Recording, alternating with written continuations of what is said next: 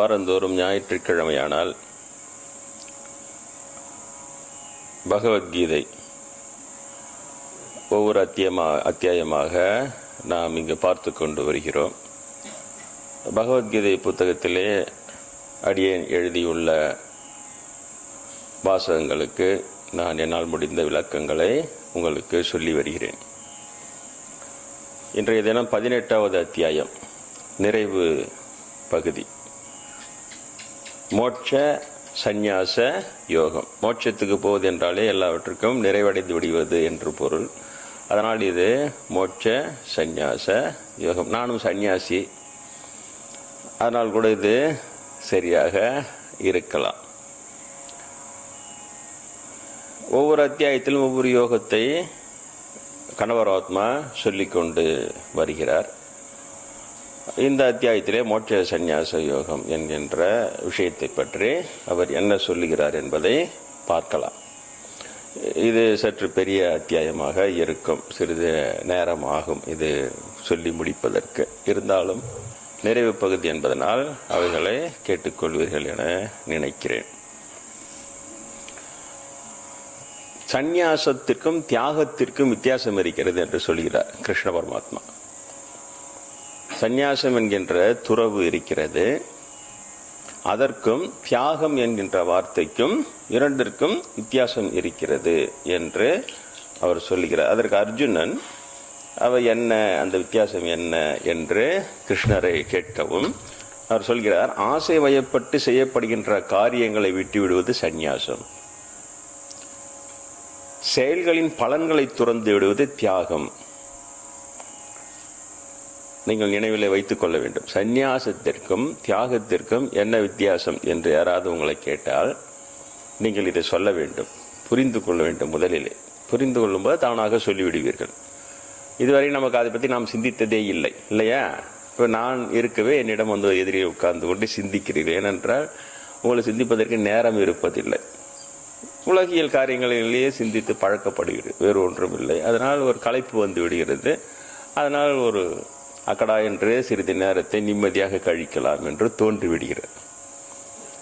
இங்கு வரும்பொழுதுதான் நான் இவைகள் எல்லாம் சொல்லுகிறேன். இவைகளை சொல்லும் பொழுது எனக்கு எந்தவித தயக்கம் இருப்பதில்லை. உங்களிடம் சொல்லும் பொழுது உங்களுடைய பெரிய பெரிய தகுதியெல்லாம் நீங்கள் இருக்க வேண்டும் என்றெல்லாம் நானும் நினைப்பதில்லை. சாதாரண நல்லவர்களாக இருந்தால் போதும், அவ்வளவுதான். தியாகம் என்பது, சந்நியாசம் என்பது, இவைகளை சொல்லுகிறார்.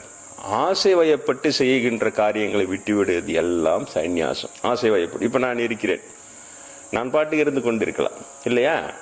உடனே அப்படியே யோசித்து ஏதாவது ஒன்று புதிதாக செய்யலாம் என்று தோணுவது, அதுதான் ஆசை.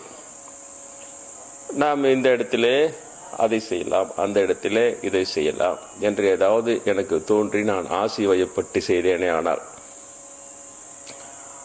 அது அப்படி செய்யாமல் அந்த ஆசை வயப்பட்டு செய்கின்ற காரியங்களை துறக்க வேண்டும். நான் அது விட்டுவிட்டால் அதன் பெயர்தான் சந்நியாசம். அப்பொழுது கடமை என்பது இதிலே வராது. கடமையை துறப்பது சந்நியாசமாகாது, ஆசை வயப்பட்டு துறப்பதுதான் சந்நியாசம் என்று சொல்லுகிறார். பலன்களை துறந்து விடுவது தியாகம்.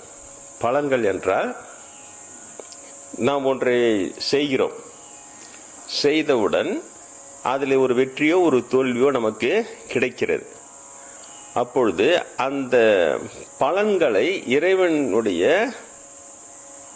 சிவார்ப்பணம், கிருஷ்ணார்ப்பணம் என்று விட்டுவிடுவது. அது இறைவனுக்கு விட்டுவிடு. அந்த பலன்களை நான் செய்தேன் என்று இல்லாமல் அதை விட்டுவிடுவது. அந்த செயல்களின் பலனை துறந்தால் அது பேர் தான் தியாகம். இப்பொழுது உங்களுக்கு புரிந்திருக்காது, உடனே கேட்டால் உங்களால் சொல்லவும் முடியாது. சந்நியாசம் என்பதற்கும் தியாகம் என்பதற்கும் என்ன வித்தியாசம்? அதனால் மீண்டும் சொல்கிறேன். ஆசை வயப்பட்டு நீங்கள் காரியங்கள் செய்து கொண்டிருந்தால் அந்த காரியங்கள் எல்லாம் தேவையில்லை. இப்பொழுது என்னால் சாப்பிடாமல் இருக்க முடியாது, சன்னியாசி சாப்பிடத்தான் வேண்டும். அப்படி அதை சாப்பிடுவது ஆசையாகாது. ஆனால் அந்த சாப்பாடு தடபுடலாக வடை பாயசத்தோடு சாப்பிட்டால் நன்றாக இருக்குமே என்று சாப்பிட்டால் அது ஆசை இல்லையா?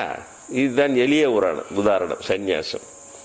அப்படி ஆசை வயப்பட்டு நான் செய்கின்ற காரியத்தை அது வேண்டாம் என்று விட்டுவிட்டு நல்ல சத்துள்ள உணவு, உடலுக்கு ஆரோக்கியம் தருகின்ற உணவு, இப்பொழுது கூட பதநீர் குடித்தேன், அதை செய்தால் ஆசை வயப்பட்டு நான் பாயசம் கூட குடித்திருக்கலாம். கேட்டால் கொண்டு வந்து கொடுப்பதற்கு நீங்கள் எல்லாம் தயாராக இருக்கிறீர்கள்.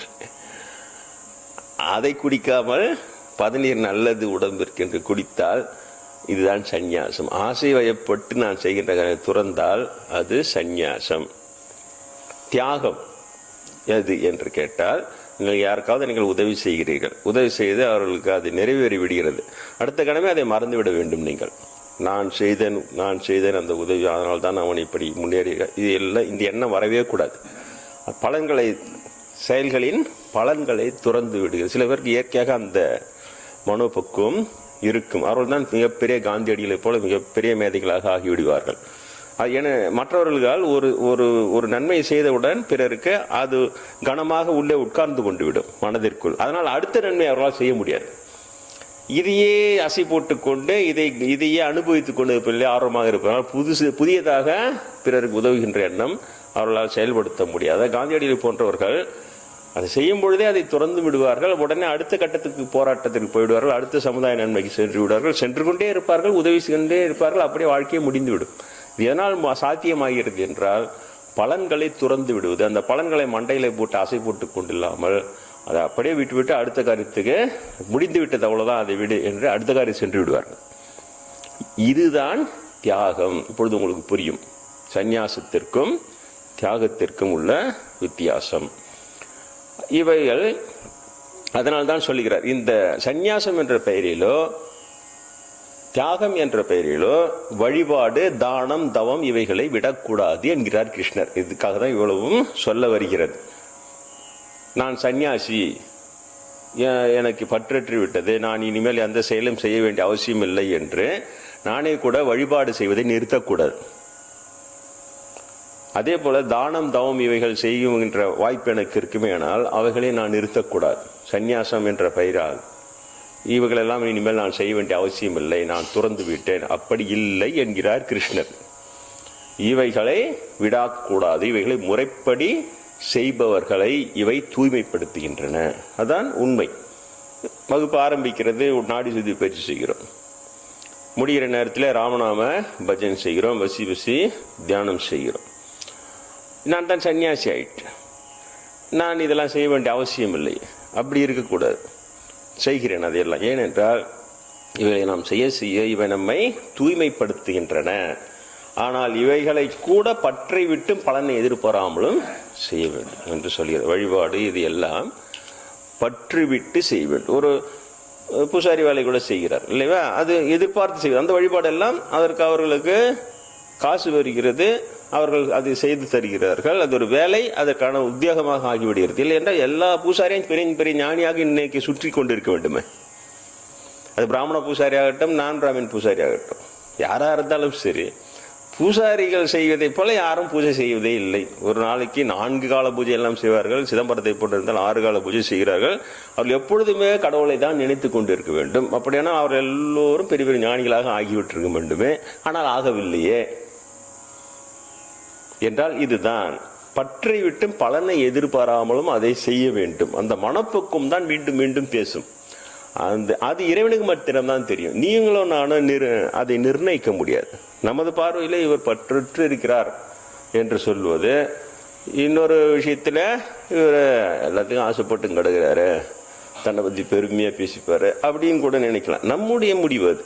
நம்முடைய மூளை நமக்கு எடுத்து கொடுக்கின்ற வாசகங்களாவே தீர்மானிக்கின்ற உரிமை நமக்கு இருக்கிறது. அது சரியாகவும் இருக்கலாம், தவறாகவும் இருக்கலாம். ஆனால் இறைவனுக்கு மாத்திரம்தான் ஒருவன் பற்றற்றவனா என்றதெல்லாம் அவன் தான் தீர்மானம். அதனாலதான் கடைசியிலும் திரும்ப திரும்ப இறைவனிடம் கொண்டு போய் முடித்து விடுவார்கள். அவனொருளாலே அவன் தாழ் வணங்கி. நாம் நினைப்பதெல்லாம் வேறாக இருக்கும். மனக்குழப்பம் காரணமாக கடமையை விடுவது சரியல்ல. சில பேர் சுரக்கிறார்கள், துறந்துட்டேன் நான் சொல்லிட்டு. இவ்வளோ ஊரில் ஒரு பையன் இருந்தான், வீட்டில் இருக்கிற சட்டி பானெல்லாம் போட்டு வச்சிடுவானா, தமால் டிமால். என்னட்டா என்னத்தை சேர்த்து வச்சு என்னத்தை காட்டிங்க. இவனும் போய் சம்பாதிக்கிறது கிடையாது. அது வீட்டில் அவங்க அம்மா அவங்க தங்கச்சி போய் கூலி வேலை செஞ்சு எடுத்துன்னு வந்து பானையில் அரிசி வச்சுருந்தா அதெல்லாம் வச்சிடுறது. என்னத்துக்கு இதுக்கு மேலே ஆசை வச்சுக்கின்னு பற்று இல்லாமல் இருக்கிறாரா? இது மாதிரி குழப்படி எல்லாம் வந்துடும். வரட்டு வேதாந்தம் வரட்டு சித்தாந்தம் பேசியல் பெருவினா போயிடுவோம். என்கிட்ட வரவன் துறக்கணும்னு எண்ணம் இருந்தால் கூட துறக்க மாட்டான். 5 வருஷம் கிளாஸ் அட்டன் பண்ணான்னா இது நடான்ட்டு. ஏன்னா அதான் உண்மை. துறவு என்பது அது அல்ல, வெளியிலே துறப்பது அல்ல. அதனால தான் சொல்கிறார் கிருஷ்ணரும் அதைத்தான் சொல்கிறார். மனக்குழப்பம் காரணமாக கடமையை விடுவது சரியல்ல. இல்லைன்றால் நீங்கள் 15 வருடம் வளவனூர்லேருந்து வந்ததுலேருந்து 20-25 வருடங்கள்ல நான் 25 சன்னியாசிகளை இங்கே உருவாக்கி இருக்க வேண்டும். ஒரு சன்னியாசி கூட கிடையாது என்னிடம், நீங்கள் நன்றாக பார்க்கலாம். இன்னும் ஒரு சன்னியாசி கூட என்ன உருவாக முடியாது. உருவாக்குவது கிடையாது. மனப்பக்குவம் வரும்பொழுது அவர்கள் தானாக உருவாவதுதான் சன்னியாசம். ஏனென்றால் இதைத்தான் நான் சொல்லிக் கொடுக்க முடியும் என்னிடம் வருபவர்களுக்கு. மனக்குழப்பம் காரணமாக கடமையை விடுவது சரியல்ல, அது தாமச தியாகம் அப்படின்னு சொல்லிட்டு சொல்றார். உடம்பிற்கு தொந்தரவு நேரும் என்று பயத்தால் கடமையை விடுவது ராஜச தியாகம். இதில் தியாக பலன் கிடைக்காது. இதிலே 3 விதமாக பிரிக்கிறார். ஒவ்வொரு வகுப்பிலும் பார்க்கிறோம் அல்லவா, சத்துவம், ராஜசம், தாமசம் என்று பார்க்கிறார். இந்த தியாகத்திலே 3 விதமாக பார்க்கிறார். முதலில் நாம் பார்த்தது சத்துவ தியாகம். பற்றற்று பலனை துறந்து இருப்பது சாத்வீக தியாகம். ஆனால் மனக்குழப்பம் காரணமாக இதை போல எல்லாம் நான் துறந்துட்டேன், நான் சன்னியாசி, என்ன எந்த கடமையும் தேவையில்லை, இன்னைக்கு நினைச்சா நான் அப்படியே கிளம்பி நேராக திருவண்ணாமலை போய் உட்காந்துருவேன், இது எல்லாம் தாமச தியாகம். பார்ப்பதற்கு துறவை போல தெரியும், ஆனால் அது துறவு அல்ல. என்ன சொல்வார், உடம்புக்கு தொந்தரவு நேரும் என்று பயத்தால் கடமை விடுது. என்ன சொம்பேரின்னு சொல்லாம இப்படி சொல்றார் சுத்தி வலிச்சு கிருஷ்ணர். உடம்பிற்கு தொந்தரவு நேருமே என்று கடமையை விடுவது, இது ராஜச தியாகம். இதிலும் தியாக பலன் தியாகமாக அது கருதப்பட மாட்டாது. தனது கடமையை இது செய்ய தகுந்தது என்கிற காரணத்தால் மட்டும் பற்றற்று பலன் கருதாமல் செய்திலே சாத்வீக தியாகம். சூடான ஐஸ்கிரீம் சாப்பிட்ருங்களா என்னைக்காவது? ஐஸ்கிரீம் கையை நீட்டுங்க, கையில் வச்சா சூடு தங்கம் கீழே போட்டுறீங்களா இல்லையா? அதான் சூடான ஐஸ்கிரீம். அதை தான் கிருஷ்ணர் சொல்றார், சூடான ஐஸ்கிரீம். என்ன செய்யறார், தியாகன்ற வார்த்தையை சொல்றார். தியாகம்னா துறந்து விடுவது. ஆனால் எது துறப்பது என்றால் செயல்படுவதுதான் துறப்பதுன்றார். அதான் சூடான ஐஸ்கிரீம்னு சொன்ன. செயல்படுவதுதான் துறப்பது என்றார் கிருஷ்ணர். இன்னை வரைக்கும் மக்கள் இதை புரிந்து கொள்ளவே இல்லை. நிறைய பேர் புரிந்து கொள்ளவே இல்லை. செயலை விட்டுவிடுதான் துறப்பது என்று நினைக்கிறார்களே தவிர, கிருஷ்ணர் சொல்ற துறவை மேற்கொண்டால் நீங்க ஒவ்வொருவருமே நீங்கள் துறவியாக ஆகலாம், வீட்டிலே இருந்து கடமை செய்து கொண்டே. அவர் என்ன சொல்றார், செயல்படுவதுதான் தியாகம். எப்படி செயல்பட வேண்டும் என்பதில் தான் வித்தியாசம் இருக்கிறது.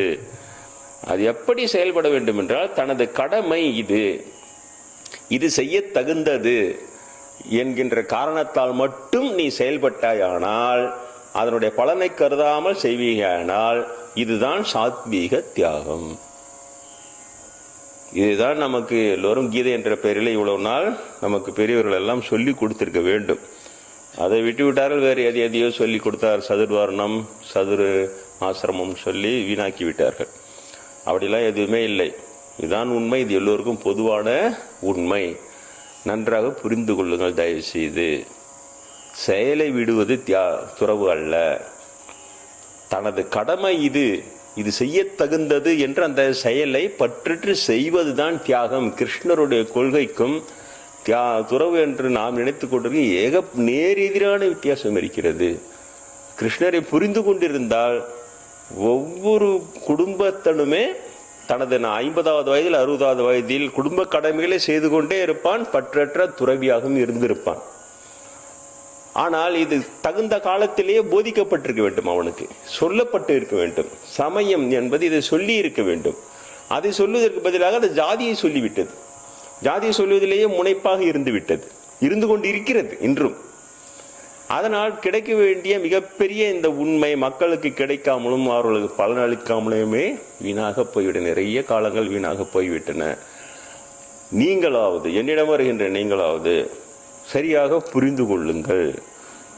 இதுதான் உண்மை. கிருஷ்ணருடைய வாக்கியத்தில் இதுதான் உண்மை என்பதை அதற்காகத்தான் நான் பாடுபடுகிறேன், உங்களுக்கு எடுத்து சொல்வதற்கு. மற்றதெல்லாம் 2ஆம் பட்சம் 3ஆம் பட்சம் தான். என் சமயம் உயர்ந்ததா, உன் மதம் உயர்ந்ததா, இது எதுக்கு? இது நாம உயர்ந்தவனா இல்லையா, அதுதான் நம்ம முதல்ல பார்க்கணும். கிருஷ்ணர் சொல்படி நாம் செயல்பட்டால் நாம் கண்டிப்பாக உயர்ந்துவோம்.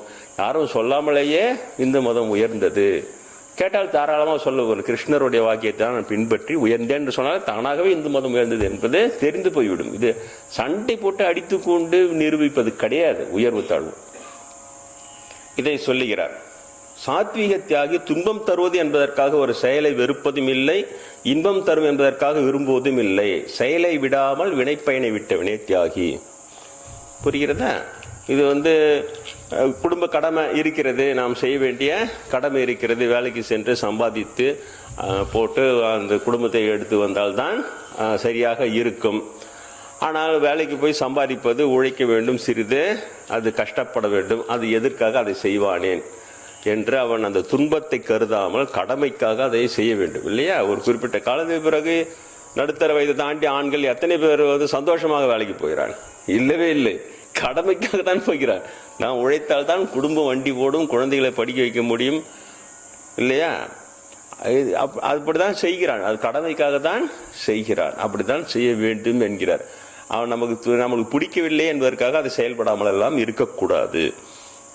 பற்றுடன் செயல்படுகிறவர்கள் இறந்த பின்னர் இன்பம் துன்பம் இரண்டும் கலந்தது என மூவகை வினைப்பயனை அனுபவிக்கின்றனர். பற்று விட்டவர்களுக்கோ இவ்வினைப்பயன்கள் ஒருபோதும் இல்லைன்னு சொல்றார். நம்ம இறந்த பிறகு என்ன அனுபவிக்கிறோம் அதை சொல்றாருங்க கிருஷ்ணர். வாழும்போது நம்ம என்ன அனுபவிக்கிறன்றதே நம்மளுக்கு தெரியல.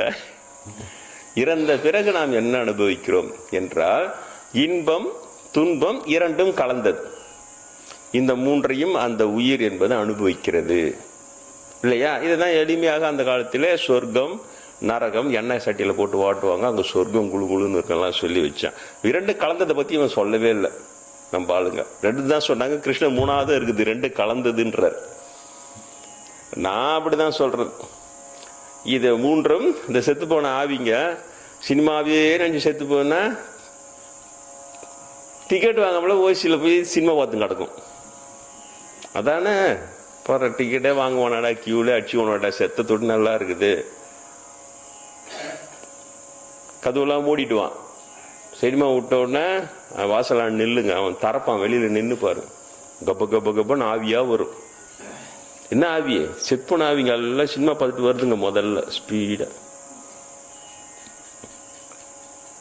அதே ஒரு பக்திமான் செத்தான்னு வச்சுக்கோ, அவன் எப்போ எங்கே போனாலும் ராமநாம பஜனுக்குதா, இந்த தல் பகவத்கீதை சொல்கிறாங்களா, அப்புறம் இந்த மாதிரி கீதை ராம பஜன்லாம் அங்கே ஆஞ்சநேயர் வருவார்னு சொல்கிறாங்க.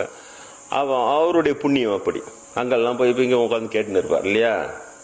சரி, அதான் சொல்கிறாங்க, இவ்வளோ ஜனங்க வராங்க, பரவாயில்ல, அவங்களுக்கெல்லாம் அனுகிரகம் பண்ணலாம் அப்படின்னு சொல்லி பார்த்துன்னு தான் இருப்பார் கண்டிப்பாக. அது வேறு. கூட இந்த கிருஷ்ணர் சொல்றார், இந்த மூன்று நிலைகளை அனுபவிக்கும் இந்த இறந்த ஆவிகள். இன்பம் துன்பம் இரண்டும் கலந்தது, இதை மூன்று அனுபவிக்கும்.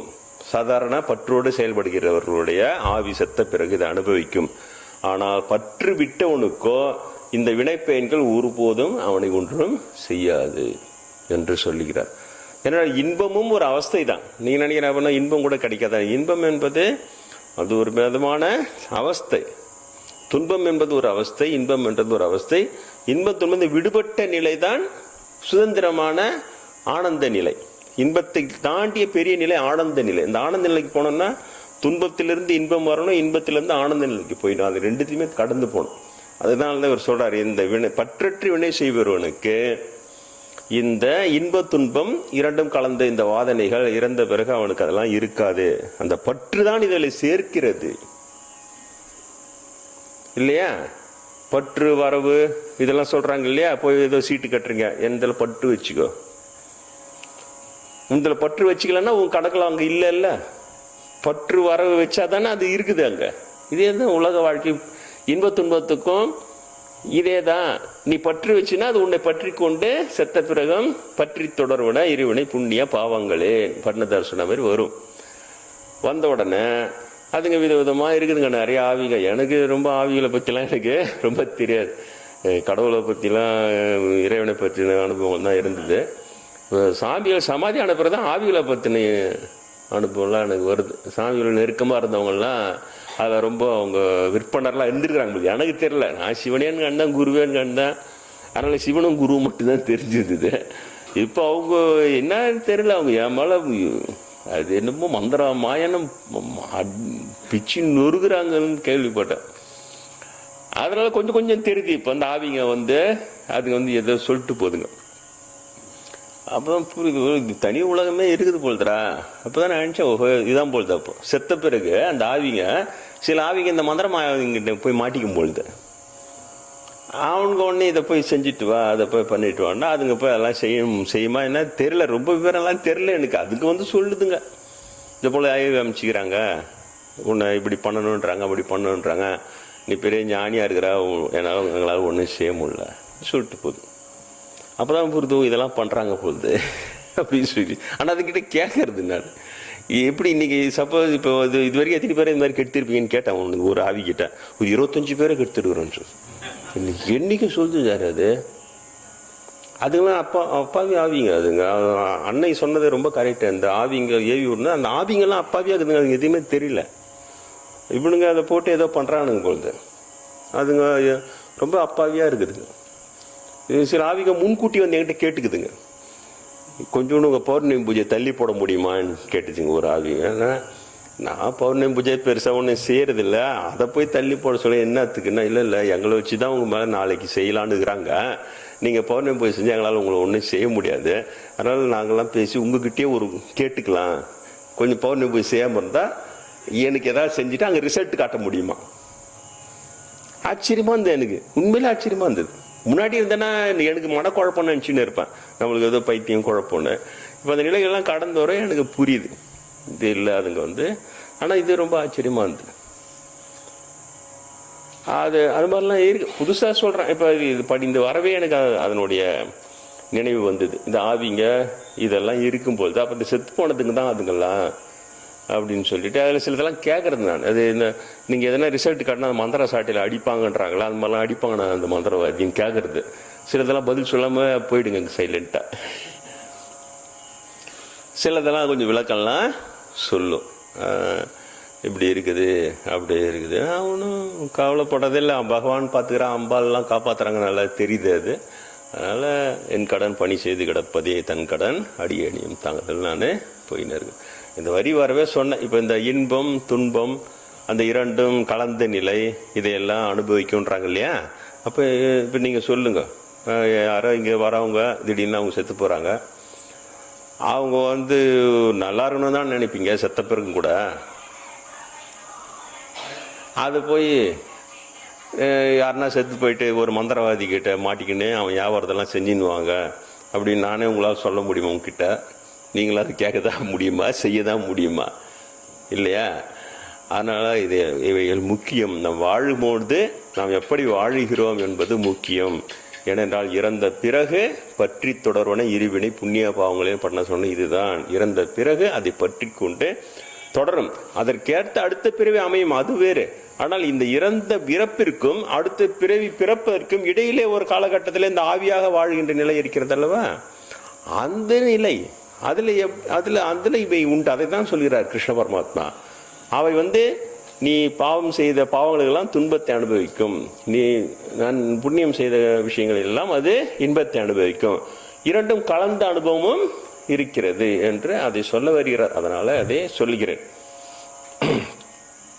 மனிதன் தன் உடம்பாலோ வாக்காலோ நல்லதோ கெட்டதோ ஆன ஒரு காரியத்தை செய்ய தொடங்கினால் அதற்கு அவை செய்பவன் ஒரு காரியம் செய்கிறீங்க, ஒரு நல்ல காரியமாக இருக்கும் இல்லைன்னா கெட்ட காரியமாக தான் இருக்கும். அது எதை வச்சு நீங்கள் செய்கிறீர்கள் என்று கேட்டால் உங்களுக்கு விளக்கம் தெரியாது, நீங்கள் தான் செய்கிறீர்கள், விளக்கம் தெரியாது. அதை கிருஷ்ணர் சொல்கிறார், நீங்கள் எப்படி செய்கிறீர்கள் என்றால், எதை வைத்து செய்கிறீர்கள் என்றால், செய்பவன் அந்த செய்கிறவனுக்கு உள்ள பல்வேறு விதமான உறுப்புகள் இல்லையா, சும்மா செஞ்சிட முடியுமா? உறுப்புகள், கை கால் கண்ணு. ஒரு கோல் மூட்டணும், திடீர்னு நாக்கை இல்லாமல் எப்படி கோல் மூட்டுவீங்க? என்ன அது ஒன்றும் புரியல, போன்னு தெரிச்சிடும். நாக்கு போகணும் இல்லையா? யாக்கா தெரியுமா உனக்கு உன் வீட்டு கோழியே காணாமல் போச்சு, நீயே அது யார் கூடு போட்டு கவுத்தாங்க தெரியுமா சொல்லணும். நம்ம நாக்கு போகணும் இல்லை, அதுக்கு அதான் உறுப்பு. இதை போல பல்வேறு வித உறுப்புகள் நாம் செயல்படுவதற்கு. அதே நாக்கை வைத்து இங்கே ராமநாம பஜனை செய்கிறீர்கள், புண்ணியமும் அதே நாக்கை வச்சு செய்கிறீர்கள், ராம ராம ராம ராம. பரவாயில்ல. இப்போ ஒரே உறுப்பை வைத்து நன்மையும் செய்யலாம் தீமையும் செய்யலாம். அதனால் அது பல்வேறு உறுப்புகள், கையை வைத்து, காலை வைத்து, கண்ணு, காது, மூக்கு, வாய் எல்லாவற்றையும் வைத்து, அதுதான் பல்வேறு உறுப்புகள் அதற்கு துணை புரிகின்றன. பல்வேறு விதமான செயல்முறைகள் சித்தித்தால் தான் செயல்பட முடியும். இந்த இடத்தில் போனால் ஞாயிற்றுக்கிழமை ஒரு 10-15 நிமிடம் நிம்மதியாக ராமநாம பஜனை செய்யலாம், வசி வசி தியானம் செய்யலாம் இல்லையா? செயல் முறைகள். அதுக்கு பிறகு 50 இயற்கை சக்தி, நிலம், நீர், நெருப்பு, காற்று, ஆகாயம் சொன்னோம் இல்லையா, பஞ்சபூதங்கள். இவைகள் வேண்டும் இல்லையா? இந்த இடத்துல இடி மின்னலாம் காற்று மழை அடிச்சுதான் இங்கே எங்கே உட்காந்து வகுப்பு எடுக்கிறது, நீங்கள் எங்கே கேட்கறது இல்லையா? அதற்கு தகுந்த சீதோஷ நிலைகள் இந்த ஐம்பூதங்களுமே சரியாக இயங்க வேண்டும். அப்படியெல்லாம் இவை 5 காரணங்கள், இவையெல்லாம் காரணங்களாக ஆகின்றன என்கிறார் கிருஷ்ணர். அப்படி இருக்க நாம் போன வகுப்பிலே பார்த்த அதே பாடம்தான், இதற்கு ஆத்மாவை காரணம் என்று சொல்லக்கூடாது என்கிறார் கிருஷ்ணர். இங்கு வருகிற நீங்கள் எல்லாம் உன்னிப்பாக படித்தீர்களானால் நமக்கு இருக்கிற கொள்கைகளை நிறைய மாற்றிக்கொள்ள வேண்டியிருக்கும் நாம் இல்லையா? கடந்த சில வகுப்புலாம் நாம் பார்த்து கொண்டு வருகிறோம். ஆத்மாவை காரணமாக மூடர்கள் தான் சொல்லுவார்கள். இறைவன் எல்லாம் இறைவன் செயல், இறைவன் தான் என்ன இங்கே பட்சி தொலைச்சிட்டான், இதெல்லாம் சொல்லக்கூடாது. கிருஷ்ணர் சொல்றார், எனக்கும் அதில் சம்பந்தம் இல்லைன்னு சொல்றார். ஆத்மாவிற்கும் இதில் சம்பந்தம் இல்லை என்று அறிகிறவன் தான் அறிவாளி. இவைகள் எல்லாமே இந்த பிரபஞ்சம் பார்த்தோம் இல்லையா போன வகுப்பிலே, இயற்கை என்கின்ற பிரபஞ்சம், புருஷன், பிரகிருதி, இவை ரெண்டும் சேர்ந்து தான் இந்த உலகம். புருஷன் என்கின்ற இறை தத்துவம் தான் உயிரை தருகிறது, பிரகிருதி என்கின்ற இயற்கை தத்துவம் தான் உடம்பை தருகிறது. பார்த்தோம் இல்லையா? இது ரெண்டும் சேர்ந்தது தான் இந்த உலக விளையாட்டு. இதில் இந்த பிரகிருதியினுடைய குணங்கள் தான் நம்ம எல்லாம் இயக்குகிறதை தவிர அந்த இறைவன் என்கின்ற புருஷன் நம்ம இயக்குவதில்லைன்னு கிருஷ்ணர் பலமுறை சொல்லியிருக்கிறார். ஆனாலும் நம்ம சும்மா இல்லாமல் செய்யறதெல்லாம் நம்ம செஞ்சுட்டு கடைசியில் எல்லாம் அந்த இறைவன் தான் என்னை ஆட்டி படைக்கிறான், எழுத்து விட்டு கோழி வந்தது, நான் என் புத்தி அவன் தான் கெட்டான், டக்குன்னு கொடியை போட்டு கவுத்துட்டான், இது நாம தான் செய்கிறோம். குணம் ஆசை செய்து அதுக்கு இறைவன் மேலே பழிய போட்டுருது. ஆனால் ஆண்டவன் தான் என்னை போட்டு இப்படி ஆட்டி படைக்கிறான். அப்படிலாம் இல்லவே இல்லை என்றார். இங்கும் அதைத்தான் சொல்கிறார். இந்த சொன்ன இல்லையா, பல்வேறு உறுப்புகள், அந்த சூழ்நிலைகள், 50 சக்திகள், இவைகள் தான் எல்லாற்றையும் இயக்குவதாக இருக்க, தனிப்பொருளாக ஆத்மாவை கர்த்தாவாக காண்கிறவன் மூடனே ஆவான்ற மீண்டும் வலியுறுத்துகிறார். ஏன்னா கிருஷ்ணருக்கு பயம் வந்துச்சு போச்சு, எல்லா பழையும் நம்மளால போடுறான்டா இவன் எல்லாத்தையும் செஞ்சுட்டுன்னு. கிருஷ்ணருக்கு பயம் வந்திருக்கு. கடந்த ஒரு சில அத்தியாயங்களாக இதை சொல்லிக்கொண்டே வருகிறார். ஆத்மாவை கர்த்தாவாக ஆக்காதே, அது தனிப்பொருள், நான் தான் அனைத்தையும் இயக்குகிறேன், ஆனாலும் எனக்கு இதற்கு சம்பந்தம் இல்லை. அந்த பிரகிருதி என்கின்ற இயற்கை, அதனுடைய குணங்கள், இவைகள் தான் தொழில்படுகின்றன என்பதை அறிஞன் அறிந்து வைத்திருக்கிறான். அதனால் அவன் இறைவன் மீது பழி போடவே மாட்டான். இங்கும் அதுதான் சொல்றார். இதெல்லாம் காரணமாக இருக்க, எதெல்லாம் செயல்படுபவன், அவனுடைய பல்விதமான உறுப்புகள், பல்வேறு விதமான செயல்முறைகள், 50 சக்தி, இவை 5 காரணங்களாக இருக்க ஆத்மாவை போய் அவன் கர்த்தாவாக ஆக்குகிறவன் மூடனே ஆவான். புரிகிறதா? பாடத்தின் ஆரம்பத்தில் என்ன சொன்னோம்? சந்நியாசருக்கும் தியாகத்திற்கும் உள்ள வித்தியாசம் என்ன என்று சொல்லியிருக்கிறேன். நீங்கள் இந்த வகுப்பு முடிந்து போகும்போது அது உங்களுக்கு புரிந்திருக்க வேண்டும். அதே போல இந்த இடத்துல கடந்த சில அத்தியாயங்களாக கிருஷ்ணர் சொல்கிற இதை நீங்கள் மறக்கக்கூடாது, ஆத்மாவை கர்த்தாவாக்கக்கூடாது. புரிகிறதா? அது முக்கியமான விஷயம். மீதியெல்லாம் உங்களுக்கு தெரிந்தது தான். நாம் செஞ்ச பாவம் செஞ்சால் நம்மளுக்கு அவஸ்தைப்படும், புண்ணியம் செஞ்சால் நம்ம நல்ல உலகத்துப்போம், இதெல்லாம் தெரிஞ்சுதான் அதிகமாக நான் விளக்கம் சொல்ல வேண்டிய அவசியம் இல்லைன்னா இது புதியது, நீங்கள் புதிதாக தெரிந்து கொள்ள வேண்டிய விஷயம். அதனால் இதை சொல்லுகிறேன். இந்த இடத்துல யார் நாடு என்னும் அகந்தை தீர்ந்தவனோ ஒரு விஷயம் சொல்றார். யார் நாடு என்னும் அகந்தை தீர்ந்தவனோ, யாருடைய மனம் பற்றற்ற மதியோ, அவன் இவ்வுலகத்தாரையெல்லாம் கொன்ற போதிலும் கொன்றவன் ஆக மாட்டான், அதனால் ஒரு பந்தமும் அவனுக்கு இல்லை சொல்லிட்டார் சார். யார் பற்றற்றவனோ இல்லையா, யார் இதையெல்லாம் கடந்தவனோ, அவனுக்கு எந்த அளவிற்கு அவனுக்கும் அவன் செயலுக்கும் எந்த அளவிற்கு தொடர்பு இல்லை என்பதை விவரிக்கிறார். இந்த உலகத்தாரையெல்லாம் கொன்னா கூட அவனுக்கு அந்த பாவமே வராது. எல்லாம் அதிர்ச்சி ஆயிட்டாங்க இப்போ. அப்படியா? ஆமா, எல்லாரையும் கொன்னா கூட பாவமே வராது ஒரு நிலை இருக்கிறது. ஆனால் அதுதான் நம்ம அந்த நிலையில் தான் இருக்கிறோன்ற நினைப்பு இருக்கிறது சில பேருக்கு. அதனால தான் அந்த புத்தகத்திலே நான் விவரித்திருக்கிறேன். பொய்மையும் வாய்மை இடத்த பொறைதீர்த்த நன்மை பயக்குமெனின். புழுவனுங்க எல்லாரும் இந்த குரலை உபயோகிக்காத புழுவனே இருக்க மாட்டான். எல்லா புழுவான் இந்த குரல் அவங்ககிட்ட மாட்டிக்கும் போது அவன் கூட இருக்கிற நண்பன் யானா சொன்னா பொய்மையும் வாய்மை எடுத்து புரிந்து நன்மை நினைக்கணும்னு வள்ளுவரே சொல்லுகிறார். அதனால பொய் சொல்லட்டேன் நான் சொல்லுவான். அதுதான் இங்க உதாரணம். அதே போலதான் இந்த ஸ்லோகம் இது பெரிய உண்மை, பெரிய நிலை கடந்தவனை உதாரணப்படுத்தி சொல்லுது கிருஷ்ணர். மிகப்பெரிய நிலை எல்லாத்தையும் கடந்த ஒருவன் அவன் உலகத்தாரை கொன்றால் கூட உலகத்தில் எல்லாரையும் கொண்டா கூட அவனுக்கு அந்த பாவம் சேராதுங்கிற ஒரு நிலையை சொல்றார். ஆனா இத சாதாரண கொலைகாரனுங்க என்ன செய்வானுங்க, இதை உபயோகப்படுத்திப்பானுங்க. நான் பற்றற்ற நிலைக்கு போயிட்டேன், நான் கொலையே பண்ணாலும் என்ன எதுவும் செய்யாது. இதனால நான் சொல்றேன், இதுல அதை எழுதியிருக்கிறேன். இந்த ஸ்லோகம் சாதாரண கொலைகாரனுக்கு தெரிய வாய்ப்பில்லை. அவன் பகவத்கீதையை படிச்சுட்டா கொலை பண்ணுவான் இல்லையா? ஆனா பகவத்கீதையை படிச்சுட்டு கொலை பண்ற கொலைகாரனுக்கு இது தெரியும். பாண்டித்யம் உள்ளவன் என்று பெயர். அவன் இதை தான் சமாதானத்துக்கு எடுத்துப்பான் இல்லையா? நான் அவன் கொலையே பண்ணா கூட நான் என் நிலை கடந்த பெரிய ஆச்சாரியன் நானு, அதனால எனக்கு இந்த பாவம்லாம் என்ன ஒண்ணுமே செய்யாது அப்படின்னு அவன் சொல்லனாலும் கூட ஜாலரா சொல்லுவான் இல்லையா? உங்களுக்கு ஒண்ணுமே செய்யாது, நீங்க எல்லாத்தையும் கடந்துட்டீர்கள், நீங்கள் அப்படியாகும் இப்படியாகும் சொல்லி சுத்தமா அவனையும் வீணாகிட்டு போயிடுவான். அதனாலதான் சொல்றேன், இந்த ஸ்லோகத்தை யாராவது உங்களுக்கு சால்ஜாப்பா சொன்னாங்கன்னா, நிலை கடந்தவர் அதனால அவர் கொலை பண்ண உடனே இதை கேளுங்கன்னு சொல்றேன். என்னன்னா இதுல என்ன சொல்லுது, நான் என்னும் அகந்தை அழிந்தவன் பற்றற்ற மதியுடையவன். இவர்களுக்குத்தான் இந்த நிலை. நான் என்னும் அகந்தை அழிந்திருக்க வேண்டும், பற்றற்ற மதியுடையவனுக்குத்தான்.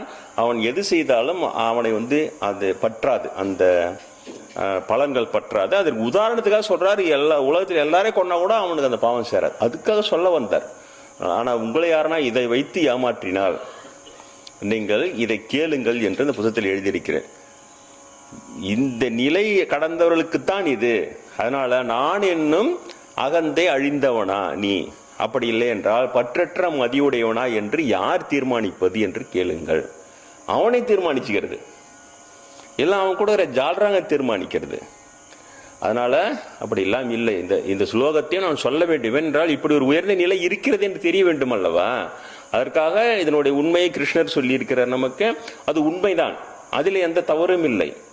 ஆனால் அதை எடுத்து தவறாக உபயோகப்படுகிறவனிடமும் நாம் ஜாக்கிரதையாக இருக்க வேண்டும். அதற்காக நான் இரண்டையும் சொல்லியிருந்த ஸ்லோக விளக்கத்தையும் சொல்லுகிறேன். அதே நேரத்தில் இந்த தவறாக உபயோகப்படும் போது நீங்கள் ஜாக்கிரதையாக இருக்க வேண்டும். சாதாரண மனிதர்களுக்கு தெரியவே தெரியாது, அவனுக்கு என்னன்னே தெரியாது. நான் என்ன அகழ்ந்து அழிந்தவனா பற்றற்ற மதியவனா அது ஒண்ணுமே தெரியாது. யாருன்னா அவனை நீங்க தான் கடவுள், நீங்க தான் தெய்வம், நீங்க எல்லாத்தையும் கலந்துட்டீங்கன்னா அவனுக்கு ஒரே சந்தோஷமாயிடும். அப்படியாடா, அப்படின்னா நான் சாயந்தரம் டீ சாப்பிடுவானா, வா உடனே வானா, நைட் சோறு கூட என்கிட்ட கொடுத்துருங்க. வேதங்கள் வெறும் முக்கணமான விஷயங்களை மாத்திரமே பேசுகின்றன. மீண்டும் இங்கு கிருஷ்ணர் வேதத்தை நிராகரிக்கிறார். இதுதான் உண்மை. மீண்டும் மீண்டும் துன்பகரமான பிறவிச் சூழலிலே அவை தள்ளுகின்றன. அவைகளை கைவிட்டு முக்குணங்களை கடந்தவனாகுக என்று கிருஷ்ணர் சொல்ற ஒரு அத்தியாயத்தில் பார்த்தோம் இல்லையா? மேலே வேரும் கீழே கிளையும் உள்ள சம்சார விருஷத்திற்கு வேதங்கள் கிளைகள் இலைகள், அவைகளை பற்றின்மை என்ற ஞானவளால் வெட்டி எறின்னு சொல்றார். வேதங்கள் உன்னை முக்குணங்கள் மட்டுமே திரும்ப பேசுகின்றன. அவை உன்னை ஆசையில தள்ளி மீண்டும் பின்னும் பிறவிச் சூழலிலே வீழ்த்துகின்றன. அவைகளை பின்பற்றினால் நீ பிறவா பெருநீர் அடைய முடியாதுன்னு சொல்லியிருக்கிறார் கிருஷ்ணர். அது நம்மளுக்கு சொல்றதே கிடையாது. வெறுமனே வேதாந்தம்னு வச்சுட்டு வேதம் அந்தம், அதனால வேதாந்தம் தான் வேதம் தான் ஒன்று எடுத்து போய் சேர்க்கணும். புழுறானுங்க இவனுங்கப்பா கீதையை வச்சுக்கின்னு. இவ்வளவு நாள் இவங்க கையில இருந்ததுக்கு இதையெல்லாம் மாத்தி தொலைச்சிருக்கணும். இவங்க எதுன்னா தெரியல அப்படியே வச்சுன்னு யாரும் படிக்கிறது கிடையாது. அப்பெல்லாம் அவங்க சொல்றது வரைக்கும் தான் கேட்கத்த விட்டு, இப்ப அந்த அறிவு வளர்ச்சி வரவு எல்லாரும் படிக்கும்போது இந்நேரத்துக்கு அதெல்லாம் மாற்ற முடியல. ஆனா எல்லாம் இப்படி சொல்ற கிருஷ்ணர் இங்க முக்குண சமாச்சாரங்களை விவரிக்கிறார். இந்த 3 குணங்கள் முக்குண சமாச்சாரம் விவரிக்கிறார். ஆனா விவரிச்சு அதையாவது ஏத்துக்கலாம். இந்த 3 குணம் தாமச குணம், சத்துவ குணம், ராஜச குணம்னு அவர் விவரிக்கிறார். ஆனால் இந்த இடத்துல தான் அந்த பிராமண பண்டிதர்கள் செய்த ஒரு பெரிய தீங்கு நம்முடைய மொத்த இந்து சமுதாயத்தையுமே கெடுத்து விட்டது. இவர்கள் இந்த கிருஷ்ணர் சொல்ற இந்த முக்குணமயமான விளக்கங்களை கொஞ்சம் கொஞ்சமாக நகர்த்தி இந்த இடத்துல 4 ஜாதிகளை நானே படைத்தேன், இந்த முக்குணத்தினுடைய அடிப்படையை வைத்து 4 ஜாதிகளை நானே படைத்தேன் என்று இவர்கள் செருகிவிட்டார்கள். ஏனென்றால் உங்களுக்கு பலமுறை சொல்லியிருக்கிறேன், சாஸ்திரங்களை நாம் சரிபார்ப்பது நமக்கு வாய்ப்பே இல்லை. பல நூற்றாண்டுகளாக இவர்களிடம் மட்டும்தான் இருந்தது. அதனால் இவர்கள் என்ன தவறு செய்கிறார்கள் என்பதையெல்லாம் தெரிந்து கொள்வதற்கு நமக்கு வாய்ப்பே இல்லை. அவர்கள் எல்லாவற்றையும் இப்படி மாற்றிவிட்டார்கள், செருகி போய்விட்டார்கள். அதனால இந்த இடத்துல கிருஷ்ணர் விளக்குவது போல இருக்கிறது. முக்குணங்களை அடிப்படையாக வைத்து 4 ஜாதிகளை நானே படைத்தேன், அப்படிலாம் அந்த ஜாதிகள் என்ற தொழில்களை எல்லாம் நானே படைத்தேன் அப்படின்னு சொல்லிட்டு இதிலே இருக்கிறது. ஆனால் இது சுத்தமான ஜாதி ஏமாற்று வேலை, இது சுத்தமான தவறு. அதனால் இதை நான் இந்த இடத்துல எழுதியிருக்கிறேன். இந்த தவறிலே ஏமாந்து இது உண்மை என்று நினைத்து அலைந்தவர்களில் நானும் ஒருவன். இதை பின்னால் நான் இதே அத்தியாயத்திலே பின்னால் விளக்குகிறேன். அது எப்படி அதே பிராமண சமூகத்தை சேர்ந்த ஒரு குருநாதனால் நான் எப்படி காப்பாற்றப்பட்டேன், அது பொய் என்று சொல்லி வருணமும் இல்லை, ஆசிரமும் இல்லை, அது தர்மமும் இல்லை, எல்லாம் மனிதன் அடிக்கின்ற கூத்து, அதன் கடவுள் சம்பந்தம் இல்லை என்று சொல்லி பிரம்மேந்திரர் எப்படி என்னை காப்பாற்றினார், இல்லைனால் நான் அதன் பின்னால் சென்று வீணாகி இருப்பேன் என்பதையும் இதிலே விவரித்திருக்கிறேன். அறிவு, செயல், செய்பவன், புத்தி, உறுதி, இன்பம் இவை எல்லாவற்றிலும் சாத்வீகம், ராஜசம், தாமசம் என்று 3 வகை இருக்கிறது என்று கிருஷ்ணர் சொல்லுகிறார். பாதிக்கப்படுகின்ற பல்வேறு உயிரினங்களிலும் பாதிக்கப்படாத அந்த ஒன்றை யார் காண்கின்றானோ அவனது ஞானம் சாத்வீகம். இப்போ விதவிதமாக இருக்கிறோம் நாம் மனிதர்கள். இந்த மனிதர்கள் இல்லாமல் நிறைய உயிரினங்கள் இருக்கின்றன. நாய், நரி, மாடு, காங்கேய மாடு, ஜல்லிக்கட்டு மாடு எல்லாம் இருக்கின்றன. இவை ஒவ்வொன்றும் வித்தியாசமாக இருக்கின்றன. ஆனால் இவைகள் எல்லாமே பாதிப்புக்கு உள்ளாகின்றன. நாம் எல்லாமே பாதிப்புக்கு உள்ளாகிறது இல்லையா? பாதிப்புக்கு ஆளாகிறது. ஒரு போராட்டம் வெற்றி பெற்றால் சந்தோஷம் வருகிறது, அது தோல்வி பெற்றால் துக்கம் வருகிறது, திடீரென்று அவசர சட்டம் நடுவில் போட்டால் சந்தேகம் வருகிறது. விதவிதமாக வந்து கொண்டே இருக்கிறது. விதவிதமாக நாம் பாதிக்கப்பட்டு கொண்டே இருக்கிறோம். உயிரினங்களிலும் அதே போல இந்த இடத்துல திடீர் என்று ஒரு காங்கேயம் பசுமாடு ஒன்று வந்தால் நமக்கெல்லாம் சந்தோஷம் வரும். திடீரென்று குட்டையில புரண்டு விழுந்து ஒரு பன்றி இங்கு வந்தால் நமக்கு வருவது வேறு விதமாக, இப்படி நம்ம விதவிதமாக பாதிக்கப்படும். ஆனால் இந்த பாதிக்கப்படுகின்ற இந்த உயிரினங்களில் எல்லாம் பாதிக்கப்படாத ஒன்று இருக்கிறது. அதை யார் தெரிந்து கொள்கிறானோ, அதை யார் காண்கின்றானோ அவனது ஞானம் சாத்வீகம். புரிகிறதா? பாதிக்கப்படுகின்ற எல்லா உயிர்களிலும் உடம்பு தான் வித்தியாசமாக இருக்கிறது. அதில் பாதிக்கப்படாத ஒரு பொருள், பொதுவான ஒரு பொருள் எல்லாவற்றிலும் இருக்கிறது என்று யார் காண்கிறானோ அவனது ஞானம் சாத்வீக ஞானம் என்று சொல்லுகிறார். ஒன்றிலிருந்து மற்றொன்று வேறாக அறிவது ராஜச அறிவு. அதுதான் இப்போ நம்ம இடம் இருப்பெல்லாம். வேறாகத்தானே அறிகிறோம். இவன் நல்லவன், இவன் கெட்டவன், இவன் போன வாரம் காசு 100 ரூபாய் அதை வாங்கி தரேன்னு வாங்கிக்கணும், இவன் கொடுக்கல இல்லையா? எல்லாம் நமக்கு தெரிந்து கொண்டே இருக்கிறது. நம்ம இடம் இருப்பது எல்லாமே ராஜச அறிவு அப்படின்ட்டு சொல்றார். புத்திக்கு பொருந்தாத ஏதேனும் ஒன்றை விடாப்பிடியாக பற்றி கொண்டிருப்பது தாமச அறிவு. சில பேர் புடிவாதமா, முரட்டு புடிவாதமா இருப்பான். புத்திக்கு பொருந்தாது, ஆனா அதை டைட்டா பிடிச்சிக்கினே இருப்பான். உனக்கு வந்திருக்கிறதுக்கு சாமி இல்லடா, அது ஒரு மனக்குழப்பண்டா, இல்லை ஒரு பேய் பிசாசாடா, அதெல்லாம் அது சாமி தான், அது சாமி தான் வந்துருக்குது அப்படின்னு. கூட ஒரு பையன் வந்தான் ஒரு திங்கக்கிழமை காலையில் வந்து, அது 10 வருஷத்துக்கு முன்னால். டக்கு நீங்கள் வந்து சாமி வா, சாமி நான் ஐயப்பன் வந்துக்கிறேன், வெளியே வா. பையன் கூப்பிட்டு அந்த பக்கத்தில் எழுத்துக்காரங்களே சொல்லிட்டாங்க. அவனா சண்டை போடுறவன் தான். அவனே அங்கேருந்து வந்து சாமி நாத்தியம் தான் பார்ப்பாருன்னு தெரியும். நாத்தியம் வர அந்த ஓடுன்ட்டு திங்கிழமை வந்து கூப்பிட்றப்பா, நீ எப்படிப்பா நீ ஐயப்பனா இருக்க முடியும் அவன் கேட்குறான். அவனுக்கு கிண்டல் அடிக்கிறானுங்க அவனுங்கள. இவன் ஒன்று சொல்லுது, நீ இன்னொன்று சொல்லுது, நீ ஐயப்பா அவனே கூட இரு, ஆனால் அடுத்த ஞாயிற்றுக்கிழமை வா. அப்படின்னு சொல்லி அதுங்களே அமுச்சு விட்டுச்சு. எனக்கு ஆச்சரியமா இருந்தது, சண்டை போடுற ஆளுங்களை. அப்புறம் அவங்களும் பேசிக்கிறாங்க, அது ஒன்றுட்டே வந்துடான்டா இவன் ஞாத்தியமா விட்டுட்டு கரெக்டாக திங்க வரான்டா. அவன் நல்ல பையன்தான். அப்புறம் கேட்டேன், என்னப்பா என்ன ஆச்சு ஏது ஆச்சுன்னு. உடனே சாமி சீட்டு ஆடிக்கணுண்டானுங்க, அதில் வந்து தோற்று போயிட்டான். காசு கொடுக்குமா, காசு இல்லை அவங்க கையில். அதனால் எல்லாம் தலையில் உட்கார வச்சு கூட்டுன்னு கூட்டினாங்களாம். அதில் மண்டை கலங்கி போயிச்சான். இவ்வளோ தான் அந்த ஐயப்பன். அவனுக்கு புரிய வைக்க முடியுமா, உனக்கு அந்த ஐயப்பன் இல்லடா மண்டை கொட்டு உன்னை கலக்கி வச்சுக்குது, விடாமல் பிடித்து கொண்டு இப்படி ஒன்றை வேறொன்றாக நினைத்து அதை விடாமல் பிடித்து கொண்டிருந்தால் அது தாமச அறிவு. பயன் கருதாமல் பற்றற்று விருப்பு வெறுப்பின்றி தன் கடமையை செய்தல் சாத்வீக செய்கை. அறிவுல 3 பார்த்தோம் இல்லையா, சாத்வீக அறிவு, ராஜச அறிவு, தாமச அறிவு. இது அடுத்து செயல்களிலே 3, சாத்வீகம், ராஜசம், தாமசம். பயன் கருதாமல் பற்றற்று விருப்பு வெறுப்பின்றி தன் கடமையை செய்தல் சாத்வீகம், இது சாத்வீக அறிவு. ஆசை வயப்பட்ட அகங்காரத்துடன் மிகுந்த பிரயாசுடன் செய்யப்படுகின்ற செயல் ராஜச செய்கை. ஆசை வயப்பட்டு அலையிறது, கிட்டத்தட்ட எல்லாம் வேலை செய்யறது, வேலைக்கு போகிறது, சம்பாதிக்கிறது, போகிறது, எல்லாம் ஆசை பின்னால அலையிறது. தன் வலிவு அறியாமல் பின்விளைவு எண்ணி பாராமல் கேட்டையும் துன்பத்தையும் தரும் செயலை செய்வது தாமசம் இல்லையா. பின்னால் வரப்போறது அதே ஆள் தான் ஆசிரமத்தை கொளுத்திட்டு போயிட்டான் இல்லையா போன வருஷம். அதனுடைய விளைவு என்ன, அதை பற்றிலாம் யோசிக்கவே இல்லை. அப்படியே கிடக்குது, தரந்து போட்டு கொட்டாயாக கிடக்குது, கொளுத்திட்டான். அதனுடைய விளைவை பார்த்தேன் 2 மாதத்துலேயே என்ன ஆச்சுன்னு கண் கூட எல்லாம் பார்த்து. இதுதான் தாமச அறிவு. அந்த நேரத்தில் மூர்க்கமாக செஞ்சிடுறது. அப்படியே பற்றற்றவன், தான் என்னும் அகந்தை இல்லாதவன், உறுதியும் ஊக்கமுடையவன், வெற்றி தொழில் மாறுபடாதவன் சாத்வீகன். அந்த சாத்வீகன் மீண்டும் 3 பேரையும் விவரிக்கிறார். சாத்வீகன், ராஜசன், தாமசன். யார் என்றால் சாத்வீகன் பற்றற்றவன், அவனுக்கு பற்று இருக்காது. கிட்டத்தட்ட சாத்வீக நிலை என்பது மிக உயர்ந்த ஒரு நிலையை எட்டி பிடித்தால் தான் அது சாத்தியம். பெரும்பான்மையான மக்கள் இந்த ராஜசத்திலே இருப்பார்கள். அதில் ஒரு பகுதியினர் இந்த சோம்பல் இது தாமசத்தில் இருப்பார்கள். அதனால் அந்த சாத்வீக உயர்ந்த நிலை எதுன்னு சொல்றார், பற்றற்றவன், பற்று இருக்காது.